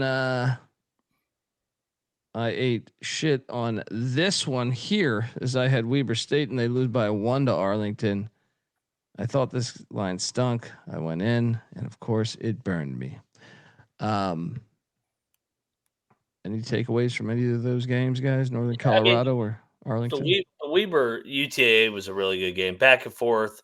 UTA had the first half lead, then Weber was out by 4 or 5 late. But Arlington made enough plays down the stretch for a big win. Nice split on this trip. And then you had this one here that I ended up cashing on. I thought I was laying 1.5. I was getting 1.5. I don't know. That was like the best scenario. Yeah, I mean, especially on a Saturday where you have like 75 bets going on because football and basketball, when they merge, you're just like, if someone could see that, they would, Yeah. I was thinking about that. I had the laptop on at the bar today, right? And I was just like the waitress come by, take your order. It's like, she's like, you just have a whole sheet of things. And I was like, yeah, just doing work. If I had him like, I don't want to explain that I bet 87 things here. Yeah. This is the breakout game of Darren Saran, who's the guard that began at UC Irvine, transferred to Stanford, then came back to UCI. He's from Istanbul, and he had an outstanding game, and it still wasn't enough for Irvine. They're kind of on my like worry about list right now, the Anteaters. This is their second home loss of the season, and usually they play pretty damn good at home. But yeah, Saran played outstanding for UCI. Northern Iowa hit 11 threes. They, it was a very good game. I got nothing else to really add. I'm kind of talking in circles here because, I was surprised by the result. Shout out to Quentin giving us $10. Appreciate you, Quentin. Let's go. Let's get to these game balls. Mac, where are you going? Lead us off.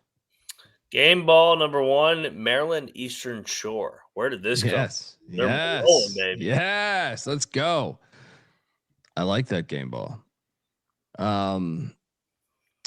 Game ball for myself will be the money line dog I hit, Northeastern, going into didn't they play that in Akron? So either way, they beat Duquesne. I mean, I should have went to another one, but I'll let Bieniek take us home. But give me Northeastern for that play there, plus 375. Bieniek, where are you going? I think the one that Colby was talking about was the radio show host. He gets the game ball. Yes. Getting a win over a Final Four head coach, Green Bay. Nice win. Yeah. I mean, they had to get a game ball today. Mac, where are you going? It's Fullerton. Yeah. Beating the Tommies? Like, what the fuck is going on? Flushing the toilet on us. We got flushed all day. All day. I had Diego Pavia piss in my face. Oh my God. All game, the entire day. I thought he couldn't pass. I thought he can't pass for 100 yards. Yeah, they're making that statement on purpose. They want him in New York for the Heisman. He should be. He should be. If you took him away, prostitution. That's how you get him there. Yeah. Fuck it. He's by Kentucky. Goddamn. I saw Colby through the TCE account retweet a tweet that was like, SEC scheduling is like so off the wall in the second to last week. It names all these FCS schools and the finish it states Kentucky in it too. It was no shit. Pavia at least played somebody in the SEC today. All these other fucking he made them look like they were an FCS school. Yeah. Yeah. He's the only one that played anybody today. And he's the only one that played on the JUCO level, right? Or the New Mexico military. Yeah. Military Institute. NM. But these recruiting rankings are so big. They're such a big deal, they can't win because you can't recruit there. I look at the SEC's like top passing numbers, and it's like Joey Aguilar number 1, who's from App State. Diego Pavia is like 2 or 3, right? I think he's 3. 2 is Taylor Green, who's from Boise. The third ranked quarterback was Pavia, who's from New Mexico military, right? You also have Blake Shapen from Baylor. Power 5 recruit, but still at Baylor. And then, number 2 is Trinidad Chambliss from Ferris State. So it's hilarious though. It's like, but I thought these recruiting rankings meant so much. Their leading rusher is a transfer from ULM, and their third leading rusher is a transfer from New Mexico State. It just doesn't make any sense. Well, both can't be right. Yep. You know what I mean? I can go on. But game ball Mercer, you stuck it to EKU. That's my game ball. Bieniek, where are you going with the final game ball? Final game ball for me will go to Northern Iowa. Going on the road to Irvine, pulling off an OT win.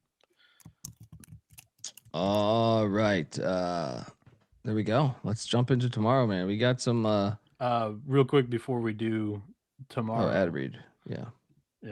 Ad read, and then we're gonna pick some tournaments. Yeah. Folks, I want to tell you that the college basketball experience is brought to you by Rhythm. Rhythm is crushing it in college basketball and college football. They also have NFL and NBA. Rhythm is also giving away weekly cash prizes just for tracking your bets in the app. Track 5 bets of the same type from any model that you build, and you could win $1,000. Use the promo code SGPN25 when you download the Rhythm app. That's RITHMM for 25% off your first month. Download Rhythm. Promo code SGPN25. All right, we are back. Shout out to Jan in the chat, and shout out to Moneyline Mac, who's in Bernie Lomax's house. That's Weekend at Bernie's, if you don't know. Here I'm working on getting the first bracket up. We're gonna do the bracket, and then I'll show the odds afterwards. All right.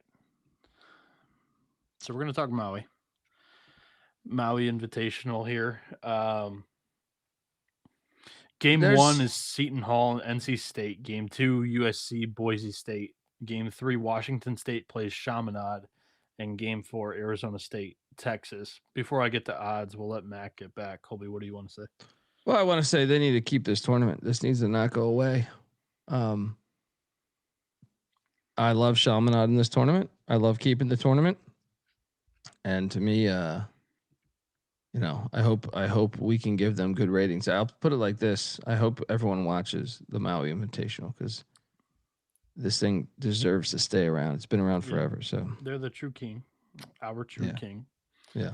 And here are the betting odds. I pulled these from Caesars. For the most part, these were your best prices. For whatever reason, DraftKings was the only other one offering odds at this moment, like 3 hours ago when I made this. And they were a lot shorter prices. So Caesars, NC State's your betting favorite. Texas, NC State plus 195. Texas plus 230. I do believe that they are the pussy pack. Continue. I used the pussy pack logo for you. USC 6-1, Boise State plus 650, Arizona State plus 900, Washington State 14-1, Seton Hall 17-1, and Chaminade. I don't even believe they had odds, so I just left 45-1 there. I'm surprised it put Chaminade against Wazoo. Oh, they're live. Look, common intel. We have so many tournaments though that we're trying to divide these things up. So there's 4 tournaments that begin on Monday. The reason why we're doing Maui and then another one that we'll talk about here in a second is that the TMZ Invitational, aka the Players Era Festival, has just complicated tiebreaker rules that we'll have to talk about, explain, complain about all of it. So that'll take up more time. So yeah, we're doing the Maui and the ESPN Events Invitational today. But Maui, the true king, they begin us off for actual feast week. Game 1, Seton Hall, NC State. Game 2, USC, Boise State. Game 3, Washington State and Chaminade. And Game 4, Arizona State and Texas. Thoughts? Well, I can't take the pussy pack. I certainly can't take Texas. I do think, if I had to say, shout out to Daniel Katie. If there's Arizona State's been on the island for a little bit, to me, I kind of think they have some value here. Plus 900. NC State's, I think, the best team here. No shocker there, but I'll take Arizona State plus 900. That'll be my play. Mac? Give me USC 6-1. They got their scare out of the way against Troy the other day. Muss is a proven winner in the tournament format. So yeah, give me a stab on USC here. Veteran group. I think they were group off of that almost bye game loss, and they have a good showing in Maui. My pick's NC State. I'm not going to get cute. I'll take the favorite. I think they're in the weaker portion of the bracket. You have Boise State, who's lost to a D2 and also not looked incredibly sharp. I think Seton Hall is really down this year. They were down last year. I don't think they're USC could get NC State though. Like one of the things that stood out to me, a little all over the place. So yeah, one of the things that stood out to me watching that NC State game, there was zero ball movement. It was just like, I'm sure Will Wade is going to address this, but they don't really have a point guard. That's the it thing. was. I mean, look, they beat VCU, but it was a lot of one-on-one shit and like contested jumpers that just were going in. That you're just like, man, he played perfect defense, and that shit went in. I'm just saying they got to work on that because that shit's going to cost them at some point. They need to work on, and I'm sure he'll address it. He's a good coach, but I'm just saying like USC could beat him based on what I watched in Raleigh. USC could beat them. They don't have like a true point guard. Trey Holloman was a point guard last year for Michigan State, but Jeremy Fears was kind of splitting time with him, and Holloman's like definitely a lot better as an on-ball defender, and that's where he really shines, and that's his spot at the one. Darian Williams is probably their best like ball handler and creator on the offense there, but he's like a 3 or a 4 for them in the lineup. So I can totally see like what you mean there. I also really like NC State's defense. I think they're ferocious on that end. I think it's really going to be tough for Seton Hall to score because they lack so much offensive talent. Yeah. If they play Boise, I don't see the Broncos pulling that off. Well, that's why I said USC is the one that I think could potentially give them trouble. I'm not, and I would still favor NC State, but they're old and athletic. I could see them competing with NC State there, but I do think that's the weaker portion of the bracket that I would love to attack because the bottom half, sure, there's not a strong team there. Texas, Arizona State, Wazoo, and Chaminade, but also there's not a team that I feel confident that's going to win 3 games in a row and take home the Maui Invitational. So I'll go NC State plus 195. I like that price. I think the bottom half is a weak. Yeah, I actually think like Arizona State, Texas to me is kind of a 50-50 game. I mean, I guess Texas deserves to be a little bit favored, but it's and then you get Washington State or Chaminade. I'm shocked that Texas doesn't have Chaminade game 1. I think they wanted like a showcase game night 1. Well, they could lose to Chaminade. So yeah, that'd be good. Chaminade, Texas would be the team to lose to Chaminade. If you want, if you look at it this way, the 2 biggest athletic programs, like the brands, Arizona State, Texas, they're playing night 1. Like it could be NC State, but I don't think it's that. And USC basketball is not. It's probably Arizona. I think the two biggest brands are NC State and Texas. Which for basketball, I think Arizona State does. Arizona State to me is a basketball brand. They don't really move the needle. So, fair. The elephant in the room is that the field is not nearly as talented as it's been in years past, and there's been a lot of people, even media has gotten in and just piling on Maui. I still think it's a good tournament. That's a good list of teams right there. I mean, Wazoo, who knew they would be this bad? I'm okay. I like that. I'm excited for this tournament. Tell them to fuck off. All right. So what's the narrative? Long story short. Yeah, I mean, the reason why they're piling it on is because, I mean, you've got everybody joining the Players Era Festival because it doesn't cost these teams as much to travel. That was like the big thing with Maui is you got to get there because they didn't cover for that. And also Maui's not paying the players through all these NIL opportunities. Well, of course, opportunities that the Players Era is going to give.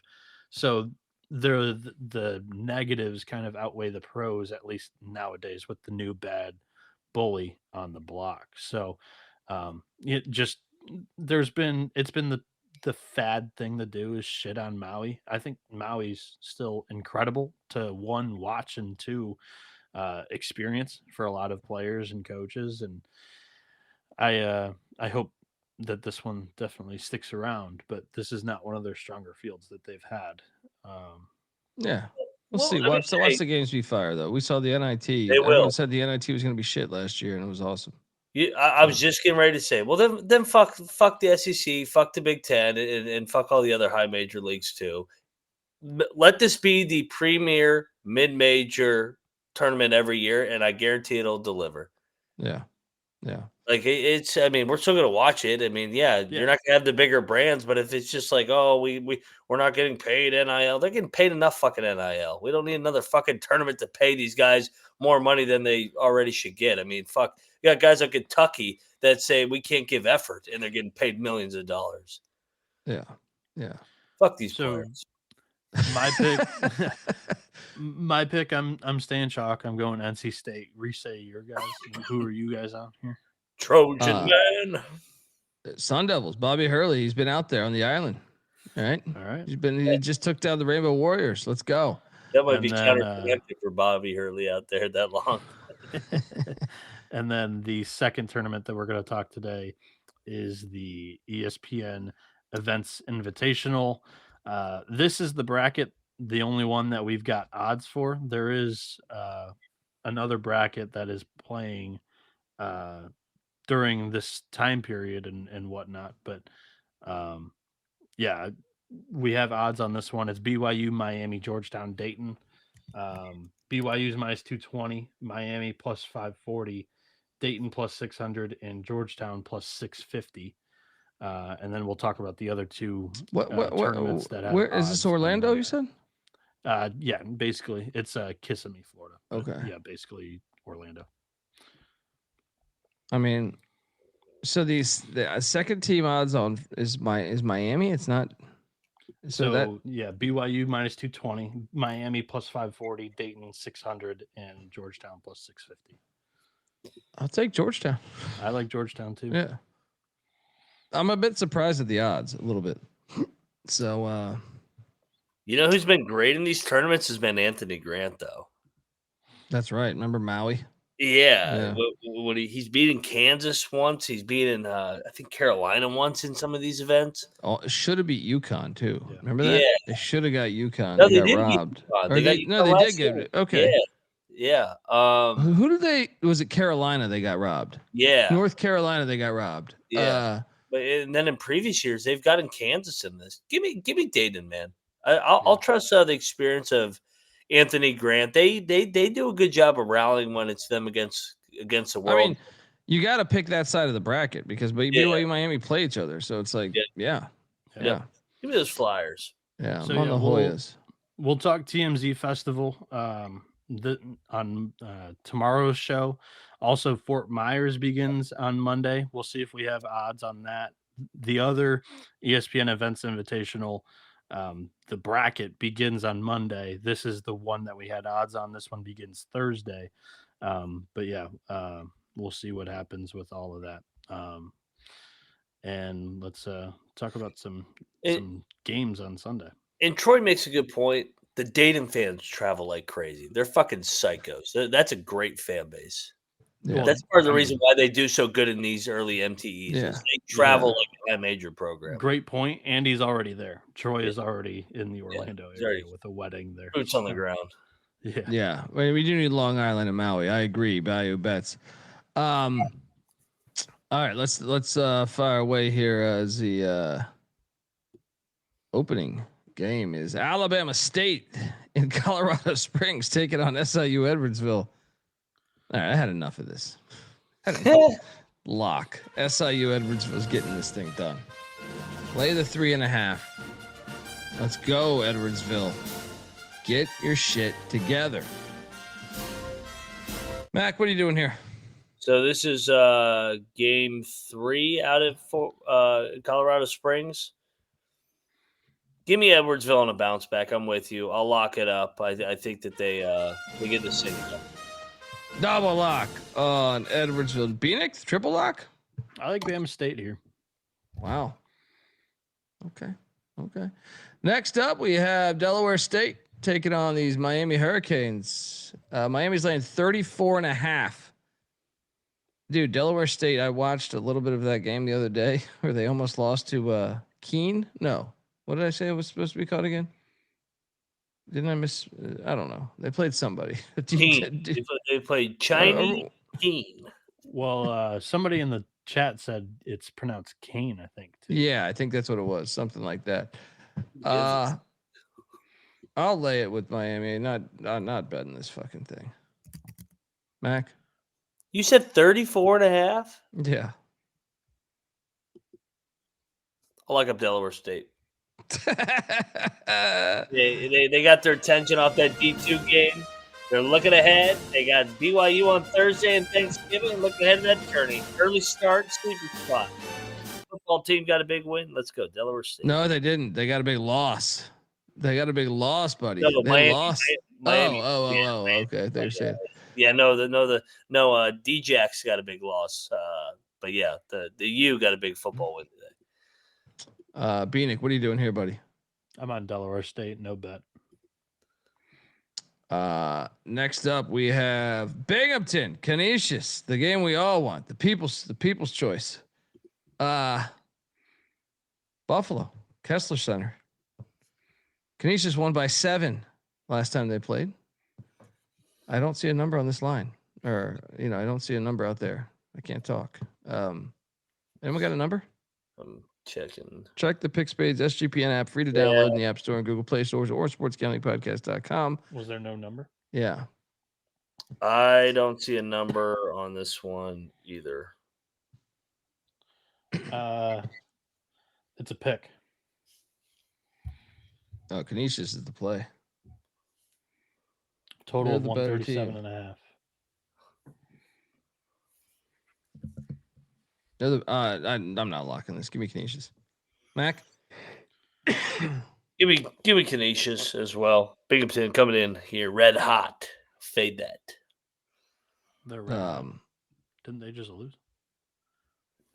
Canisius? No, they beat. Binghamton just lost to Eastern Shore. How are they? They did. Oh shit! I'm thinking of Eastern Shore. Sorry. Yeah, no. I was like, what? Yeah, no. Sorry. That's why I'm not betting this game. I don't have a shot. I don't know what Canisius and Binghamton are going to look like on short rest. So I'll pass this game and I'll take Canisius. This is Canisius's MTE. They're already 1-0 with a win over Eastern Shore. I think they go 2-0 in the MTE. I think they win it. And there was a pick. Am I confident in that? Hell no, I'm not betting this game. Yeah, that was my exact point from the beginning. Next up, we have Arkansas Pine Bluff getting 22.5 at Miami, Ohio. Okay, come on. I'm sorry, I got a dog fucking with me right now. Muddy. This isn't Muddy. This is one of the street dogs. But Muddy's getting some good snooze. Some good snooze on. Pine Bluff's catching 22.5. I mean, I can't take Pine Bluff. I don't like laying these big ass numbers with the Mac though. I don't fuck it. Give me the point. Give me the points. Right after this game, Miami, Ohio is darting down to Florida for an MTE. Oh yeah. So I'm like tempted to maybe even bet this, Mac. On Pine Bluff, I like Pine Bluff. I see 22.5 too. One more point than the slide. So yeah, and I mean Pine Bluff is definitely battle tested. This is their 8th road game, but it's kind of a getaway day because I look at their schedule. They don't play till December 3rd. I think they get up for this final 8 road games in 2 weeks here. Yeah, give me Pine Bluff. Lock it up. Let's go. Let's go. Look, Miami, Ohio wins by 16, 18, something like that. You're getting 22.5. Let's go in. Bieniek, what are you doing here, buddy? Give me the points, no bet. I've already lost money on Pine Bluff taking a wild number with the points, and they still didn't cover it. 21.5 is not a ton for this Miami Ohio 20, team. 22 and a half, buddy. 22 and a half. Still not enough. Yeah. Next up, Clemson, Georgia, Charleston, South Carolina. I will be there. Shout out to Charleston. I mean, I don't know what they're doing with the championship game playing at 1, up against all the NFL games, but do you do you? Yeah. Fuck the NFL. I'm going to take Clemson minus 2.5 here. Seems a little chalky though.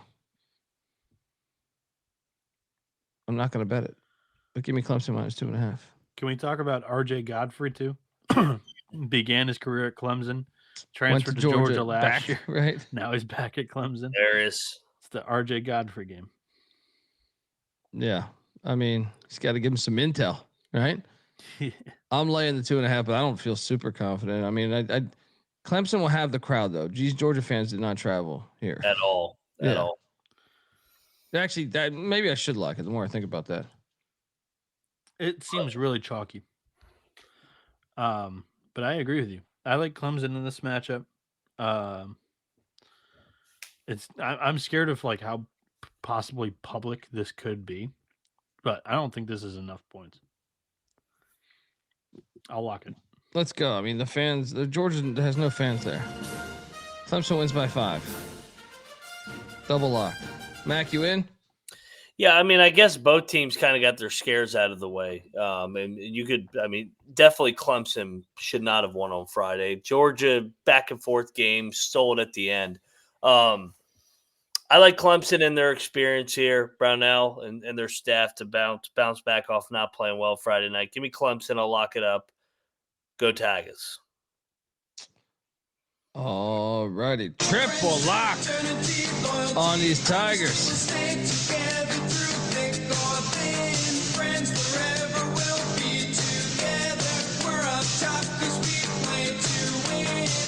Next up, we have Old Dominion and Drexel in Philadelphia. Drexel's laying 2.5. Huh? Give me Old Dominion. This line reeks. Yeah, it does. I mean, Drexel just got fucking drilled by Penn on their home floor in the Philly 5. I've watched Drexel like 2 or 3 times this year, and they look like shit each time. That St. Joe's game I watched, Syracuse beat them by like 40. It does reek. Should we bet Drexel because it reeks? Yes, and I bet Drexel earlier in the week when it reeked against NJIT when they were laying 10.5. This is the same spot. ODU, they came in with a lot of hype. I need to see it from this team consistently. They're coming off, 30-point win against Morgan State, but inconsistent up and down. Give me Drexel, lock it up. Yeah, I think this is the stinky game. Once again, we've been fire on these all week, all season. I feel like we've really pinpointed these.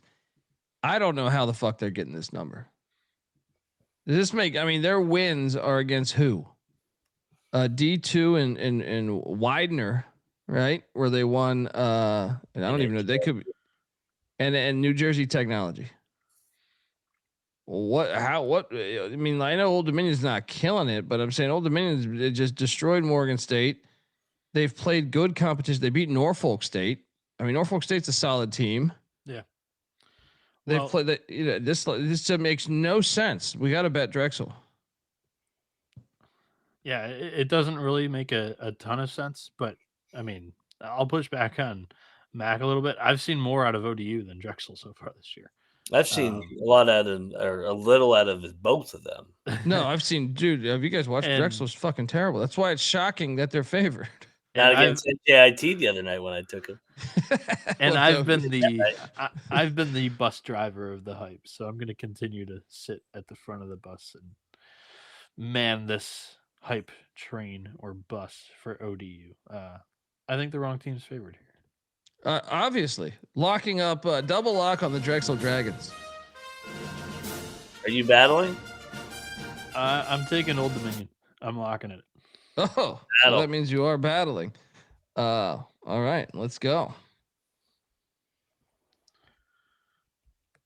I believe we have some music. What is best in life? To crush your enemies, see them driven before you. We got a battle in Philly, Dundee. Mac on the Dragons. Bieniek on the Monarchs.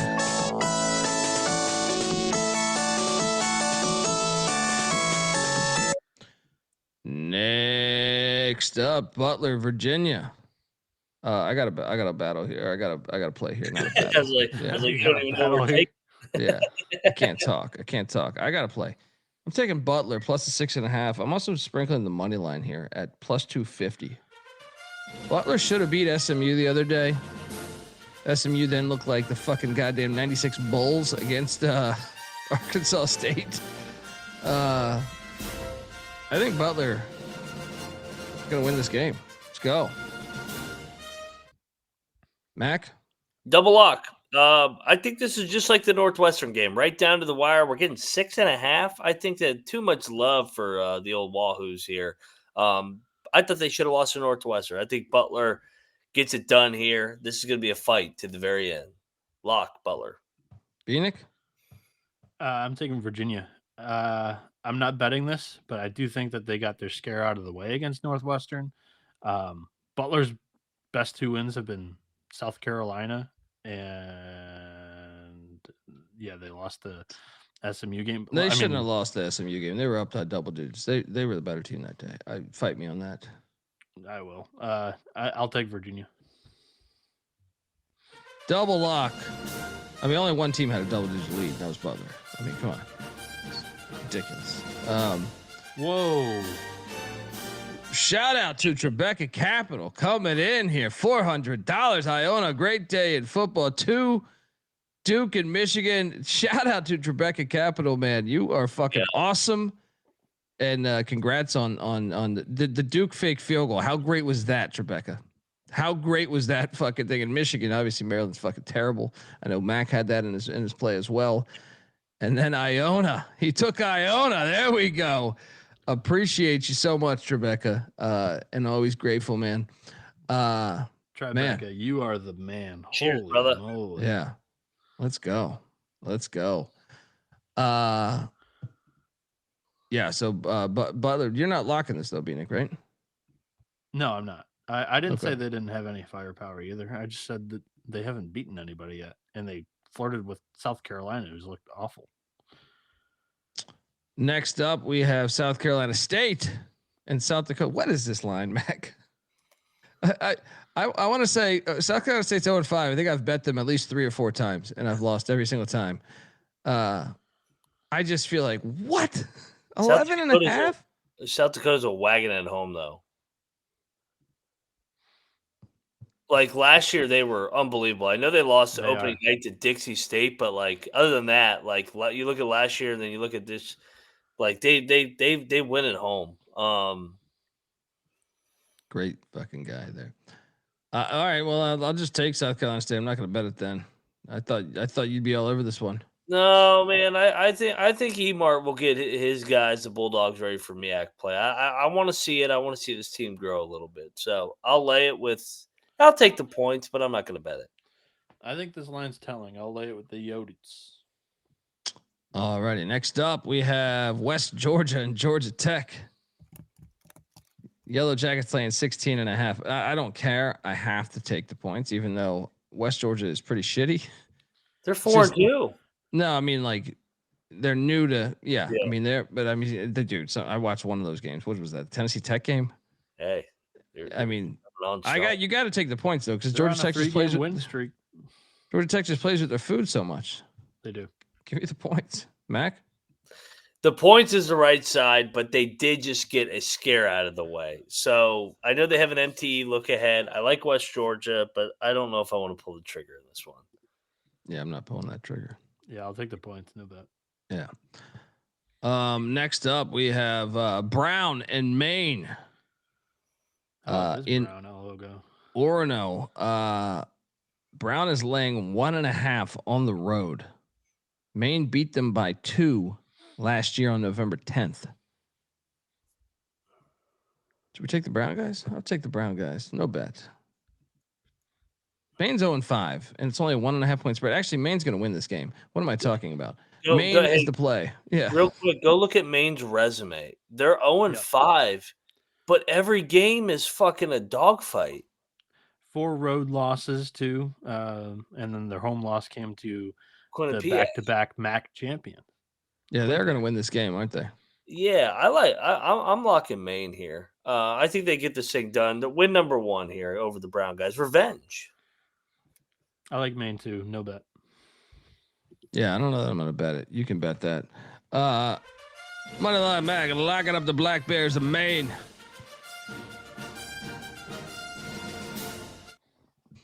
Next up, we got Longwood in Manhattan. Dude. Catching 4.5 against Longwood's Columbia. off the Eastern Shore double overtime loss here. What's going to happen?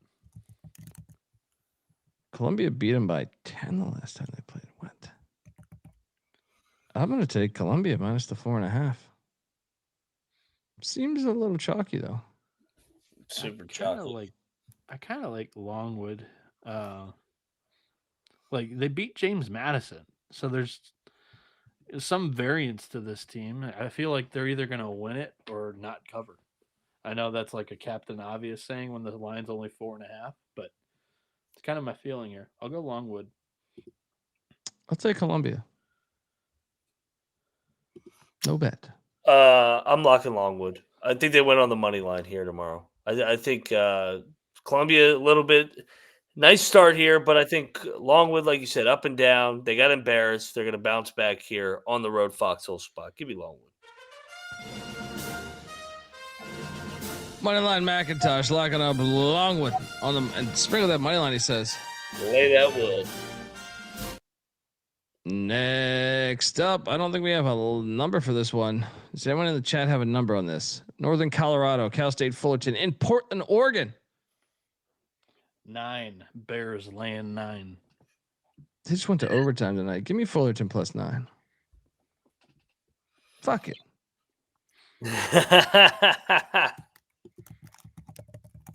Should we take a money line? But Fullerton won. Like they never win. This is an early ass tip. What is this? An 11 a.m. tip? Give me the points. What is this game? Who's going to this game? There's no one at this game. Nobody. Yeah. I agree with you. I'll take Fullerton the points. I have no idea what the fuck's going on in this game. I thought about betting it, dude. Yeah. Betting it. Yeah, let's go. Let's go. 9. Come on, neutral 4. 3 games in 3 days. Double lock Fullerton plus 9. You with us, Bieniek? No, I'm not going to bet this. I mean, we were just talking about how Fullerton is the worst team in California. They win a game, and now we're locking them. We're getting 9 though. Yeah, I get 9, and they like Northern Colorado just played in overtime. I'll take the points. I'm not asking for my heart to get ripped out right after sort of buying into it. 3 games in 3 days, and the other team laying 9s off an overtime game. I like it. Let's go, Fullerton. I mean, Fullerton has played what yesterday, right? Yeah. Yeah, but the extra emotional overtime game. Those overtime Fullerton's games played 2 games in a row too. Yeah, but I'm saying the extra overtime minutes, man. That's extra. Yeah, I know. Extra tax. Nah. You never been to one of these tournaments. I feel like I was watching MTEs for years. I don't know if an extra 5 minutes matters when one team's played 80 minutes and another team's played 90 minutes. It's still a lot of tax. Well, that's why it's 9 points on a place that no one's gonna. That's why you take the team that's getting 9 points. Yeah. Oh, well, the line's kind of speaking to me. I'm taking the points with Fullerton. I am not. Oh shit! Asking for my heart to get ripped out of after, just saying they were the worst team in California. Senior football is going to be at the game. Senior. Yeah. Let's go. Next up, we have Alcorn State getting 30.5 in Norman. Where's Oklahoma headed this week? They got to be going. Aren't they going to Vegas or no? No. They're playing Marquette somewhere. Chicago. Oh, okay. Porter returns. Hilarious. Give me the points. I don't like laying 30.5 with Porter Moser. I'll lay it. Don't love it. Mac? Yeah, I'll take the points. I ain't betting this. Yeah. Eastern Washington, Central Arkansas. EW laying 6.5. All right. Plus 240 money line. Central Arkansas lock. The hell are you doing down in Conway, South Carolina? I'm sorry, Conway, Arkansas, not South Carolina. You know what I mean. Central Arkansas. Give me the 6.5. Sprinkle that money line. What are you doing here, Mac? They've been ripping my heart out left and right. They've been on the right side of. I mean, they did cover against Sanford. Yeah, I'll lock this one up. Home dog money line. Double lock on these Bears. They've been. I mean, EW's been looking all right, but I just think this is a sleepy fucking game. This is a sleepy fucking game. I think their pace could be a problem too. Bieniek? I'll take EW. They haven't played anybody this bad all season. I mean, you're just being mean to Central Arkansas. I don't know how you could disagree though. I mean, they had a lead against North Texas the other night. They just sold at the very end. They had a lead over Sanford too. Yeah, they've actually looked okay. They're not atrocious. I'm just saying, like, what we've seen out of Eastern Washington's been 4 bye games. Now they're entering as a favorite. Like, this is the first time we're seeing that. Yeah, I think they should be able to win it. I'm definitely not on the Central Arkansas money. I'm gonna lay it. All right, next up, the Mount is taking on Western Michigan in Kalamazoo. What is this number? Someone give me this number. We are going to bet Mount St. Mary's, right? Ken Palm has Western favored by 1. Oh, Western's favored by 1.5. I would lock up Mount St. Mary's. They're Well, better the team. Mount is off the Maryland. I don't care. They're better than Western Michigan. Western Michigan's trash. Line stinks. Play this game and fucking on the moon. I'm on the Broncos. I think this line smells. And it's kind of telling you what's going to happen. No. Stinky line for me. I'll stay away. I'll take them out because I think they're better, but no bet. You locking this, Bieniek? No, but I mean, my angle is the Mount just poured everything in they had into an overtime game with Maryland, and they came up just short. I think this is the heartbreaker game. Nah. I'm locking up Mount St. Mary's. Western Michigan's trash. Should be suspended from playing basketball for a couple years. All right, with that trash program they got there. Let's go. Robert Morris, Monmouth. Monmouth laying 3.5.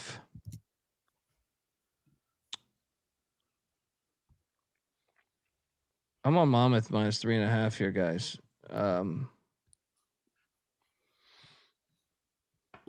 don't think I want to bet it, but yeah, I feel all right about it. But Mac, what are you doing here? Yeah, two solid mid-major programs. I don't really like laying points with King Rice. I love him as a dog. I'll take Bob Morris. No bet. Like, it's the one possession game, in my opinion. Super tough game to pick. I agree with Mac. Don't love Monmouth as a favorite. This is their first home game against a D1 opponent, but Romo's looked good this year. I'm going to take Colonials on the points. Tribeca Capital saying Monmouth, easy play. All right, Tribeca, let's go. Let's go, brother. I hope you guys are right. I'll throw some money on that shit. Let's go. He says lock of the day. Let's go. Love it. I don't know, Bayou bets. Bobby Moe went in the Drake and won. It's a good win. Delaware is taking on Southern Illinois. Southern Illinois laying 6.5. This is in Jacksonville, Florida. Does Delaware have one of these logos facing both ways? Like I swear I've seen him dunk to the right as well. You can Probably. flip it. You can flip it with the camera. Yeah. Sometimes maybe you just I'm a wizard in the design world, huh? I don't know what I'm talking about. Delaware won by 2 last time they played. Not here. You got your little bullshit win the other day. All right, against St. Peter's in the game that I took St. Peter's. Hey, Avetta's going to this game. Shout out to Avetta. I'm laying it with the Salukis. No bet. Yeah, this is the Jacksonville MT. It feels like a nice spot for fucking Southern Illinois. They're off back-to-back losses at Nevada, at North Dakota State. I'll lock up the Salukis. Let's go. They lost at North Dakota State too. I'll join. Let's Double go. lock, yeah. Yeah. Double lock on Southern Illinois. Bieniek? The Salukis traditionally don't play well away from home. I'll go Blue Hens. I don't love it. All right. Next up, we have West Virginia Xavier. These Mountaineers. Morgantown, you'll always be home sweet home to me. Laying 6.5 against Richard Pitino. Xavier won by 10 the last time they played. Mac, are the West Virginia fans going to be like splitting peyote with Xavier fans after the whole hug stuff? We'll have more. They both like align now in their hatred of hugs. I wouldn't say West Virginia hates hugs. He is what he is. He was just featured in a Pitt basketball hype video for no reason. He took us to the Final Four. You don't just cancel history just because of one or two bad acts. Yeah. But yeah, it is what it is. No, Xavier's a bunch of fucking douchebags. Fuck Xavier. Lock up West Virginia. I don't like Xavier. They private school fucking pussies. Let's go. We're gonna fuck them up. Moneyline Mac, locking up the Mountaineers. I'll take the Mountaineers. I just don't like laying 6.5. I don't either.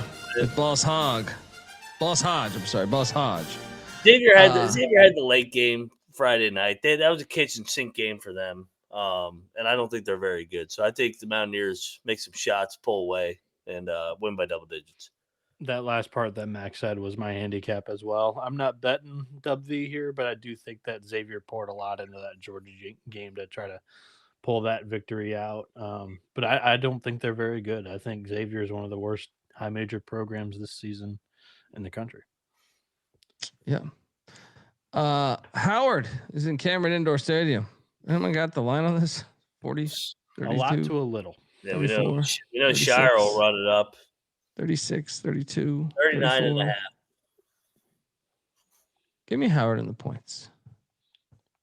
Opened at 37, so it continues to climb. Wait, if you're going to bet this. If this goes to 42, we got to pull the trigger, right? Nope. I'm not pulling the trigger. I already saw that video of that other game the other night. These Duke games are fucking rigged. These Duke games are rigged on the number. That Kansas game was completely rigged. The fucking referees just started calling fouls left and right so the Duke could cover. I'm not touching this game. They're late with Duke.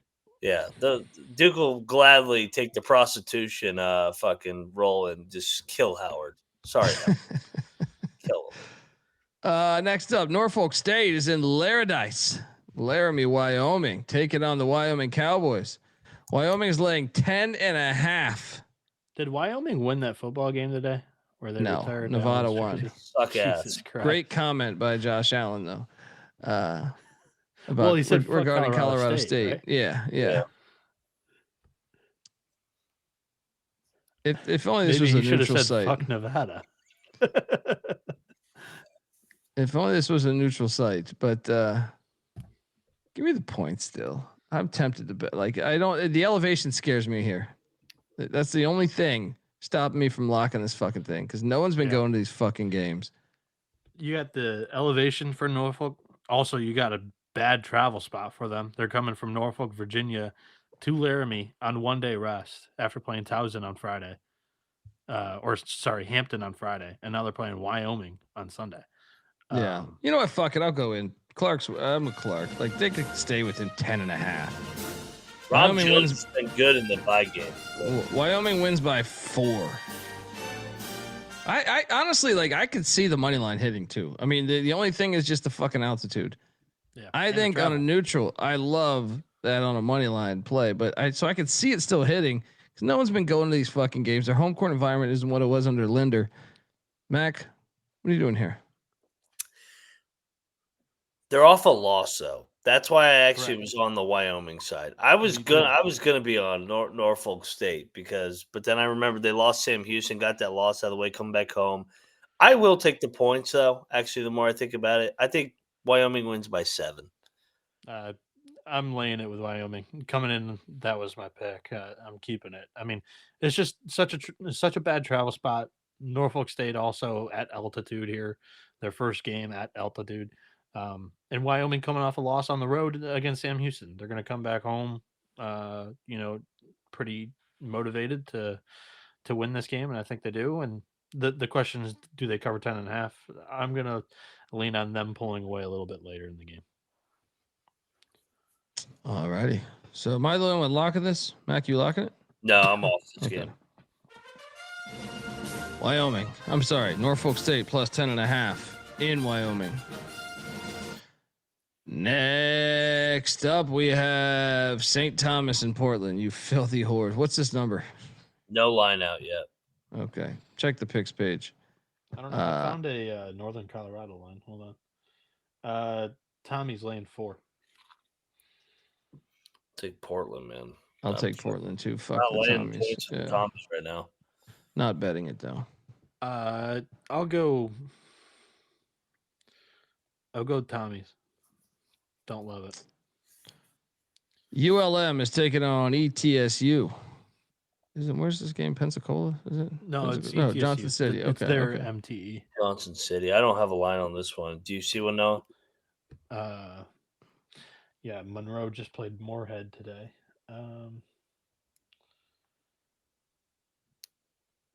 ETSU lane 17. Oof. What? What am I missing here? Should we? I know it's ULM, but that's a big ass number for an ETSU team to look like shit this KenPom's season. got them laying 16. I'll take. They just beat Moorhead by 15. That's why, because Monroe lost to Moorhead. So 15 plus 3 is 18. I don't know. Patty C. Yeah, that transitive property never fucking works. But that's what makes sense to me. Why the line's that way. Did they watch? I'll lock up Monroe. Did you watch ETSU and Presbyterian? Or North Alabama? They won that North Alabama game, but it's not like it looked great. You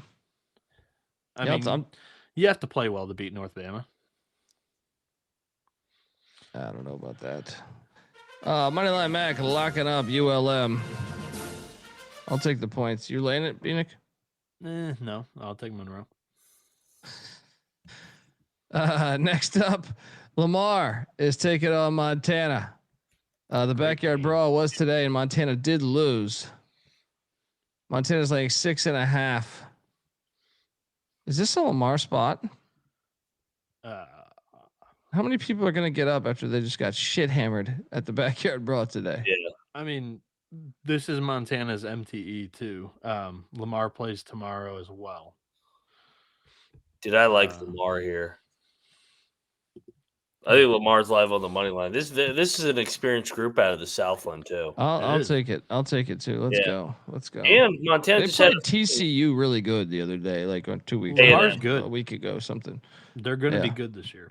I think this is a quality game. It's going to be a great game. I don't know. Like Lamar's live. Yeah, let's go. Coming into this game, I didn't have a bet, but you guys are very confident in Lamar. Well, I just think you probably were like, no fans are going to go because they were at the fucking football game yesterday. They probably had a great time, even though they lost. They probably got drunk. Roster and they're included. off A&M. They're off A&M the other day where they fucking almost won that bye game. Lamar's the rested team here. I mean, Lamar's only played 3 fucking total games. I know. Yeah.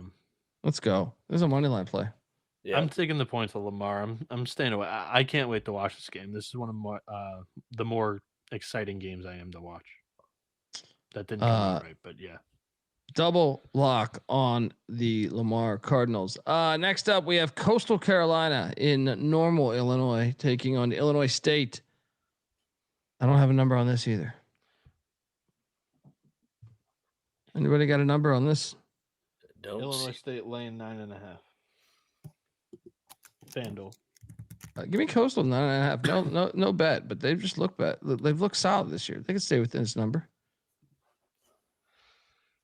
Mac? Yeah, I'm. It's back-to-back for Coastal. I don't like that, but if it was on a neutral, I would lock it. But it's because it's there. Yeah. Actually, I'm gonna lay with Illinois State. No bet. Yeah, I mean, this is a game I don't understand it. So Coastal Carolina was just in Macomb, Illinois for an MTE. They played 2 straight games, Friday, Saturday, and now they're playing their third straight. Let's drive 5 hours or whatever the fuck it is to play a third game. Illinois State, they were not in that MTE. This is just a normal game for them, a normal rest at home. One of the more better home environments in the Missouri Valley. They have a lot of returning production on this team. Defense has been shitty so far this year. It's been really disappointing, but offense, it's going to be there. I kind of like Illinois State as a lock. Not me. It seems too obvious. Give me Coastal in the points, but I'm not betting this fucking game. Yeah, I don't get this travel spot. I'm going to stay off this one. I think it's just a really like Mac was talking about, a couple of games ago how somebody had played 2 games in a row, but their opponent had also played 2 games in a row. They've played 80 minutes this weekend already, where the other team hasn't played at all. I know. I like Illinois State here. It's a weird fucking spot. You're locking, and they got to travel. I don't get this. I don't get why they agreed to this. I'm laying the 9.5. I'm locking it up. Bieniek, lock it up. Illinois State minus 9.5. Next up, we have Northwestern and South Carolina. I am seeing this 5.5 over under at 139.5. That's not enough for me. I'm locking Northwestern here. I'll join you. They've looked really good so far this season. They put Virginia to the brink. They were winning a lot of that game. South Carolina, on the other hand, has not passed my eye test whatsoever. I think they're the worst team in the SEC right now. Yeah, I'm all in on the Wildcats here. This is one of my favorite plays of the day. I'm in. Let's go. Double lock on these Wildcats.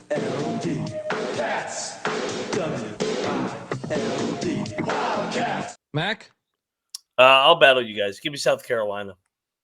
I think this is a dogfight. 2 teams want to get a split here in the Greenbrier. I thought South Carolina showed fight the other day against what I think is a decent Butler team. So, Northwestern, Heartbreak City the other night should have won that game. Give me the Cox here.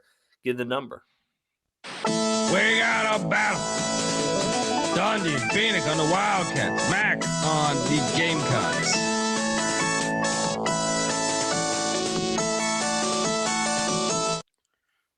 Next. Saying it's 6.5 on DraftKings. Get your 6.5, Mac. I like it. Quinnipiac. The Aqueduct catch 12.5 as they head to Pitt. 12.5, Mac. What the fuck is this? I'll take the points. No bet. Go Aqueduct. What are you doing here? I'm not betting it though, because I mean Pitt like they're coming off a loss against a real team. I mean, they just get bullied by the Big 12 and anybody with a little bit of shit to them. And then they just beat up on the bye teams. So yeah, give me Quinnipiac by default, but no bet.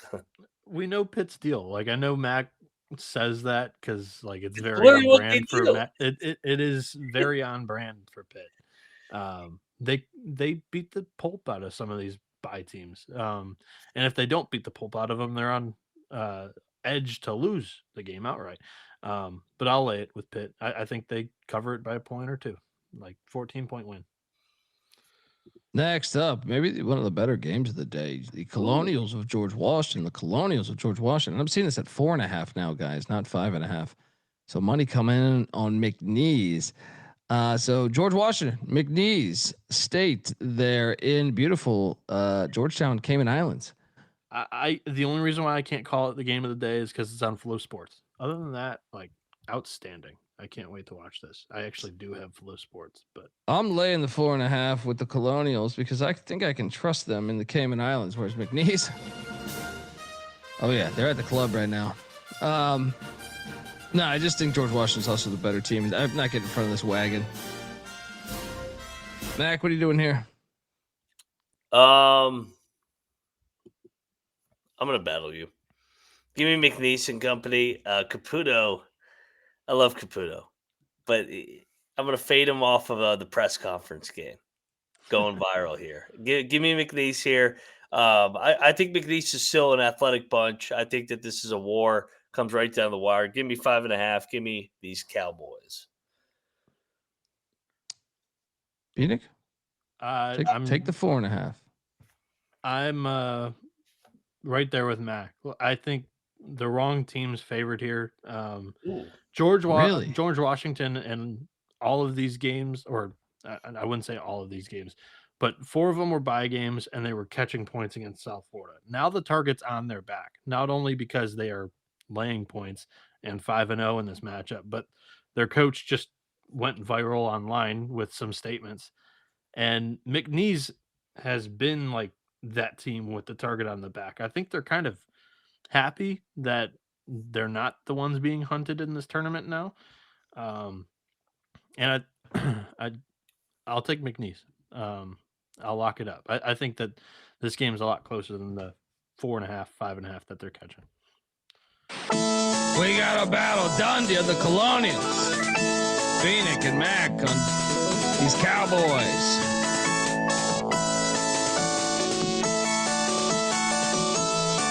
What is best in life? Whoa.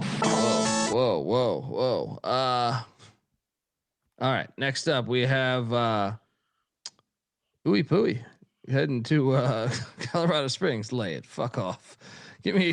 Get the fuck out of here. Yeah. Lay it here. I'm not betting this. I'm not watching this. Mac, fire. I already have my theory on it. IUPUI. I'll take him as a dog. They're going to win outright on the money. They're going to blow out these staples. That style's going to wear out these boys from Air Force. Let's go. IUPUI's already played out there. Lock. Money line. Air Force on a 2-game win streak. You respect our Falcons. That's when you fade them. Joe Scott will punch you in your fucking face. All right. I'm an Army guy. Bieniek, what are you doing here? I'm an Army guy. The cocktail napkin again. I feel like everybody's trying to gauge these totals on IU Indy. The cocktail napkin's got this at 186. Yeah, I mean, I lost on IU Indy at altitude in their game against what was that? SIUE? No, Alabama State. It was like 182.5 the other day, and they only scored 181. I'm gonna go back to the well on that. They've had a day off. Second game at altitude, they're probably a little bit more ready for a full 40 here, is my assumption, because they didn't really shoot it tremendously from inside the arc today. Air Force, I don't think they're as athletic as Alabama State, so IU Indy should be able to have a little bit more of a fair matchup in this one. Yeah, I'll take the over 182.5. Bieniek locking up the over. Mac locking up the Ooey Pooey Jags. Jag it. Next, Queens and Furman doing battle. Furman laying 6.5 in Greenville. I mean, I have to take Queens in the points here, but I'm worried that it could be a trap here. I'll take Queens in the points. No bet. Mac? Feels trappy as hell. I'll lay it with Doesn't Furman. it? Yeah, it does. It really does. God, like after this line would be like 3, 6.5. Yeah. It feels like Furman's going to blow them out of the gym. Bieniek? I don't have a strong opinion on this game. I think Furman's been a really tough. Should be a fun game. Yeah. I think Furman's been a really tough read so far. They've been a dog in all 3 games that they've played this season, I believe. The only one off the top of my head that they may have been a favorite was Troy. But I mean, all 3 games were quality, and they came up short, and 2 of them double-digit losses. But yeah, I mean, they're a really tough read. I'll take the points with the Queens. I don't have a strong opinion on this at all. Next up, the Flightless Birds are in Jacksonville, Florida, taking on UNC Greensboro. Greensboro, just disaster overseas. What is this line? Youngstown's laying 5.5. This line stinks. Dude, we're taking Greensboro. Yeah, let's lock Greensboro. New And setting. we're taking money line too. Yeah. Yep. Let's go. Yeah. Double lock on Sparty. Sorry, John. Bieniek, what are you doing here? I had Youngstown as a lock coming in. I'm betting the Flightless Birds here. Yeah, Greensboro's 0-5 coming into this matchup. Youngstown's got some good wins already or a good win already on the resume with other good performances. Like they covered against Pitt, covered against St. Bonaventure, and they're coming off getting their shit rocked against Toledo. I think they're going to be motivated in this game. It's an MTE. I think Youngstown State's going to win and cover. I lock it up. We got a battle in Jacksonville. Dundy, Mac on Sparty. Bieniek on the Flightless Birds.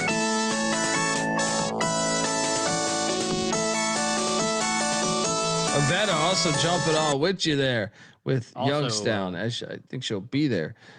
Oh yeah, Jacksonville, yeah.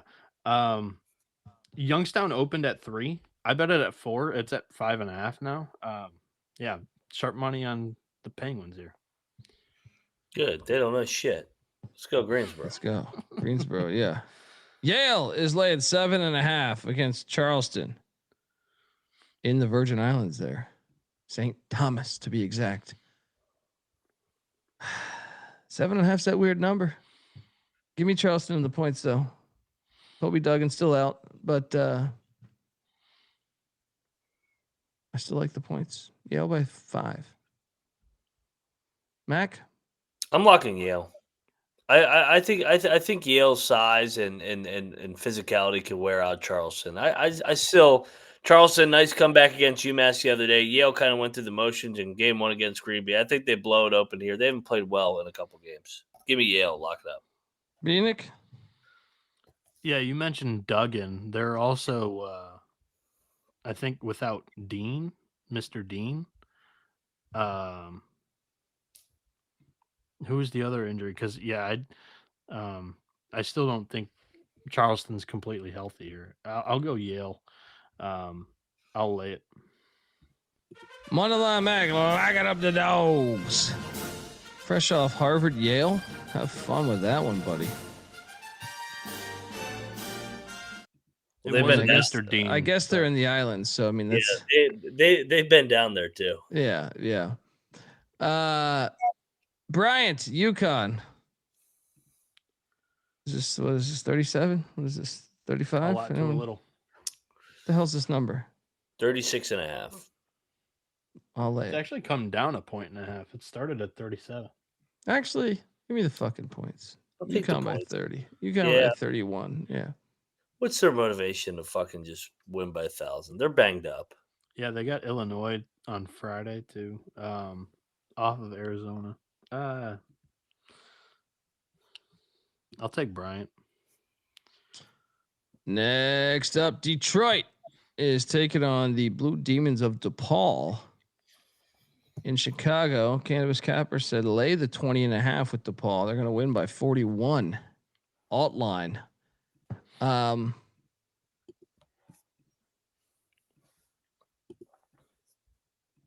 won by 2 last year. I remember that. Wait, that wasn't last year. That was a couple years ago. 2 years ago. Yeah. I'll lay it. No bet. DePaul got their blowout. Detroit got their nice cover against Izzo. No bet either side for me.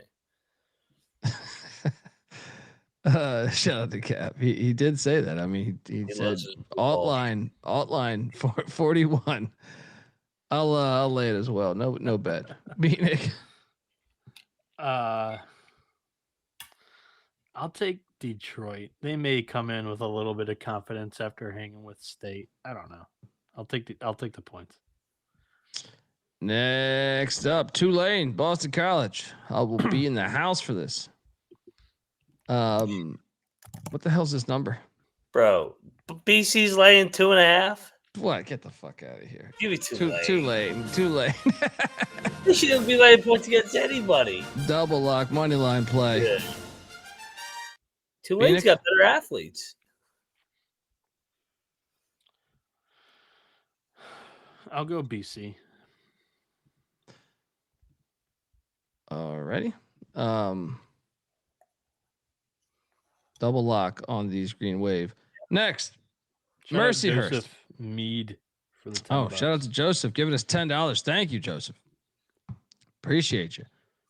Mercyhurst, the hospital. Look at these mascots. Yeah. They're knockoffs of Michigan. Dude, I'm going in on this shit here. I've been impressed with Mercyhurst. Give me the 12.5. I mean, I've been impressed with Marshall too. This is like a sleepy game though. You see Mercyhurst on the schedule, you're like, what is this? Give me the 12.5 with Mercyhurst. Let's go. Marshall wins by 9. Mac? They did look good against Miami of Ohio the other night. I will take the points, though, bet. Marshall is good at home. Ironic that Mercyhurst is in Huntington tomorrow and then next Sunday in Morgantown. They're touring the state of West Virginia. Setting up shop. What are you doing here, Bieniek? Yeah, I mean, Erie, Pennsylvania is not a far trip. I like Marshall. Mercyhurst has looked fine this year, but I've actually been impressed by Marshall. So I'll go Thundering Herd at home. Lock? No. Joseph is giving us $2 saying Sanford covered against Texas A&M today. Put that in your pipe, Greg Sankey. All right. Sanford's like terrible in the FCS too, right? Yeah, they fired their head coach. Yeah. Oh, here we go. The hockey logo. Yeah, North Dakota is taking on Western Illinois in Macomb, Illinois. What the hell is this number? I don't even see this game on my app. It's the MTE. So was it North Dakota who played yesterday? Yeah. They both have lost Coastal by 20. It is a pick. Total at 145.5. Give me the home team. No bet. No, I'll take North Dakota. North Dakota gets it, but no bet. I mean, Western Illinois has got to win one of their games in the MTE, right? I don't know if they have to. They're pretty fucking bad. Oh, I know. I'll go with the home team, though. Yeah, no bet. All righty. Middle Tennessee is taking on Murray State. Incredible game. This game is in the Cayman Islands as well. What is this number, guys? Do we not have a line? Murray's laying 7.5. I'm gonna lay it. The Cayman Islands is spitting fire tomorrow in their 2 games.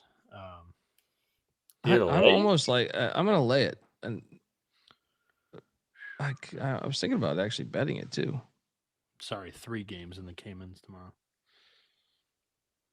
Mac? I'm betting middle. I still think middle is a decent roster under McDevitt. I know Ryan Miller and company have been impressive so far, but laying north of 2 possessions against a quality team in middle, I wish this game was being played in the States because this was a good rivalry once upon a time in the OVC. Yeah, give me middle. 8.5 on my bookie. So you can get 8.5, Mac, out there. Yeah, give me 8.5. Let's go. Yeah. I'm gonna stay away, but give me Murray. Max locking up the Blue Raiders plus 8.5. Bieniek? Murray State's still my boys. I'll lay it with them. I do fear Middle Tennessee a little bit, but I like the Racers. Yeah. Next up, that's a great game. Winthrop heading to hey, they're actually playing. Shout out to Winthrop playing on the road at Jackson State. Winthrop's laying 9.5. I will take Jackson State, and I think we should lock this guy. Isn't this the home opener? Yes, and they're off the fucking bye game at Arkansas. All effort game. Give me Jackson State. Lock it up. Sprinkle some on the fucking money. Let's go. Plus 9.5. Double lock. Bieniek, triple lock. HBCU rig game, man. Come on, don't fight it. They're both off of Arkansas. Yeah, but this is their home opener. The HBCU home openers have been great. No, I'm not betting this. I'm actually taking Winthrop. No way. All right, double lock on Jackson State. Next up, Akron and Evansville doing battle in the Virgin Islands here. Akron laying 13.5. All right, I mean, Akron's really been fucking with me lately. 13.5. We gotta take Evansville, right? We got to, right? I'm Yeah. going in. Give me the 13.5. I'm just gonna continue to fade Akron until one of these fucking hit. I mean, I had the Purdue shit right, but anyway, Mac, you locking it? I'll join you on Yeah. a late game one. Give me Evansville in the points. Let's go. Bieniek, I'm locking Akron. I think they've played super, super well so far this season. They beat JMU by 14. They blitzed Princeton by 30. They won against Iona by 21. Akron was a team I really liked in the preseason. I haven't seen anything to make me jump off that train. Whereas Evansville's defense, I don't think it's been as good as advertised. I mean, they gave up 77 to Middle Tennessee and 84 against UT Arlington. Both of those aren't really like offensive programs. They got their big win against Oregon State. I think they come back down to earth here against Akron. I think Akron wins by 20. we got a battle. Dundee,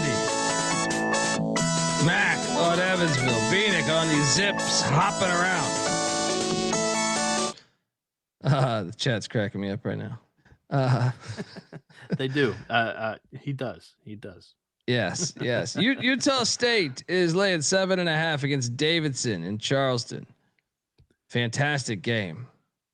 So, I mean, I want to take you. I think Utah State's athleticism is going to be a problem for Davidson, but Yeah, I asked you. it will yesterday, be a is crowd. Davidson's crowd. the Yeah, problem? that's where it's tricky.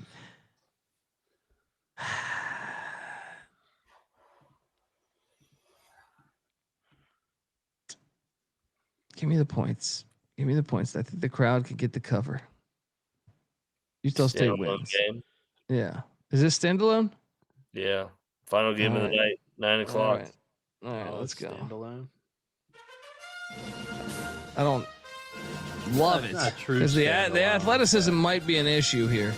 But give me the 7.5 in Davidson.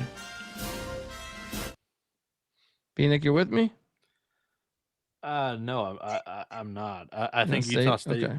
I think Utah State dominates the glass in this, and I think they've got the better coach. I'll take the Aggies. I don't love it. It's not a true standalone. There's 8 o'clock games.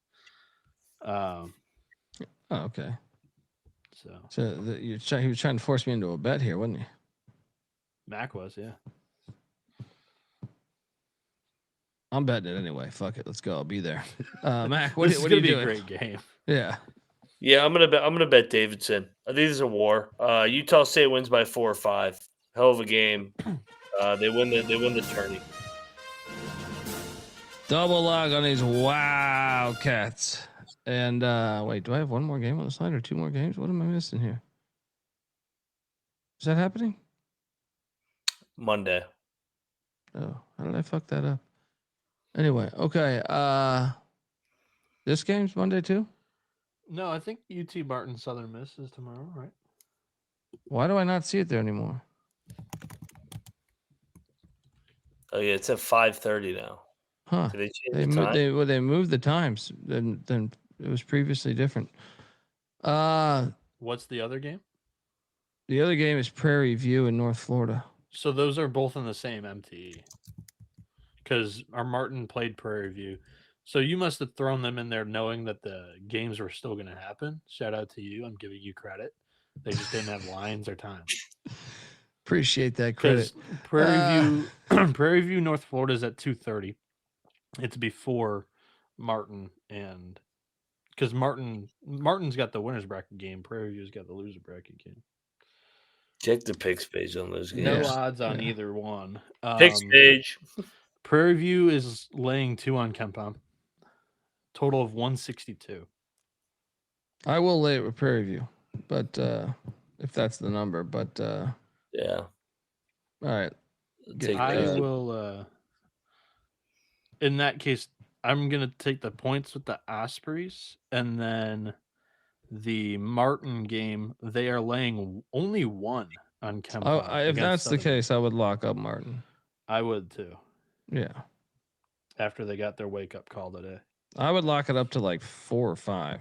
Shit, maybe even 6. I agree. Yeah. All right. Top plays of the night. Man. Let's see what we can do here. We called for a couple dogs. Well, I'm gonna say I do like Butler against Virginia with the points and the money line too. I guess I'm giving you 2 dogs because I was gonna say Lamar against Montana as well. And then to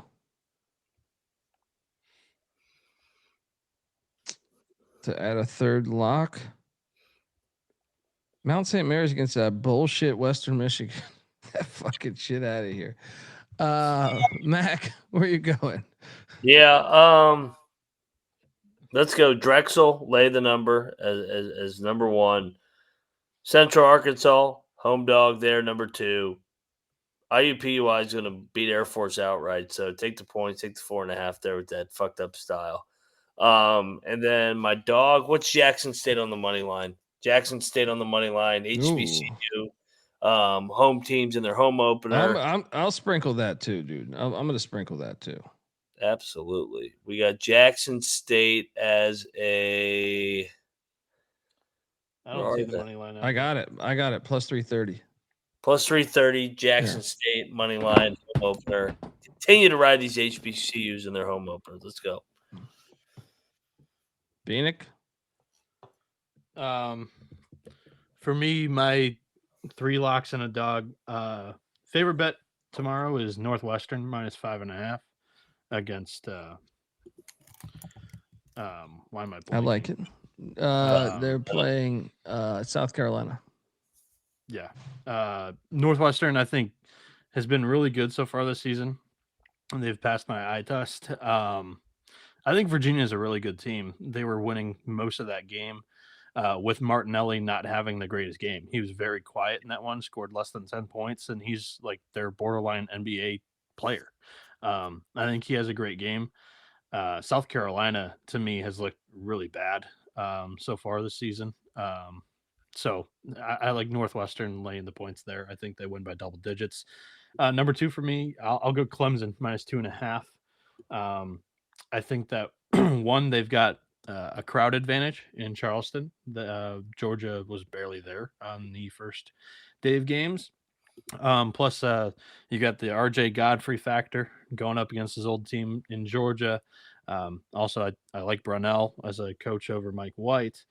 Only 2.5 for Clemson coming off their scare against West Virginia. I know you could say the same thing about Georgia coming off of Xavier, but I don't think that Georgia's going to be a great team for this season. Number 3, I'll go Akron over Evansville. Evansville defense was supposed to be like very good. They returned the second best defense in the Valley with a lot of returning production. It hasn't looked great in my eyes so far this season. And Akron has been unbelievable with a couple of 20-point wins against good programs. I think they do it again. And then my dog's McNeese, plus 190 on the money line against George Washington. Chris Caputo, he's been on the show before, but also George Washington has not been a favorite in this type of game in a long time. And I think McNeese has overall been there, done that with the target on their back, and with a little bit more high major talent on that team. This is their first opportunity against a team on a neutral floor rather than going and losing to Santa Clara. I think that the Cowboys get it done outright tomorrow. All righty, folks. Give Noah Bieniek a follow on Twitter at NoahB77_. Moneyline Max on Twitter at Moneyline_Mac. I'm on Twitter at DColbyD. The College Basketball Experience is on Twitter at TCE on SGPN. YouTube.com/The College Experience. Right now, if you can, please hit that like and subscribe button. It helps us out a lot. Shout out to everyone for their eyes and ears, but also shout out to everyone for hooking us up. All the people that donated money, but also all the people that donated their time and effort into listening to our stupid fucking faces. Till next time, this is the College Basketball Experience. You better start thinking about yours. And we are out of here.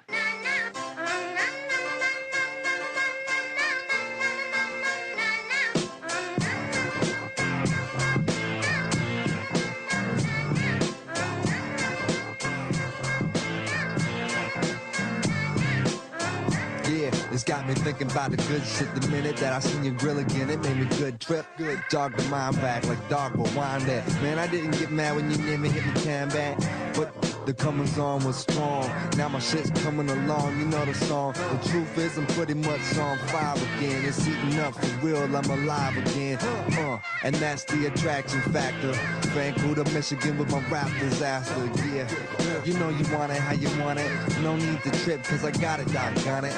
It's all yours and the extras too. All the super music and the sex for who? Just get it straight cause he caught me in a good mood. Let me demonstrate what this time of year could do. Sing it.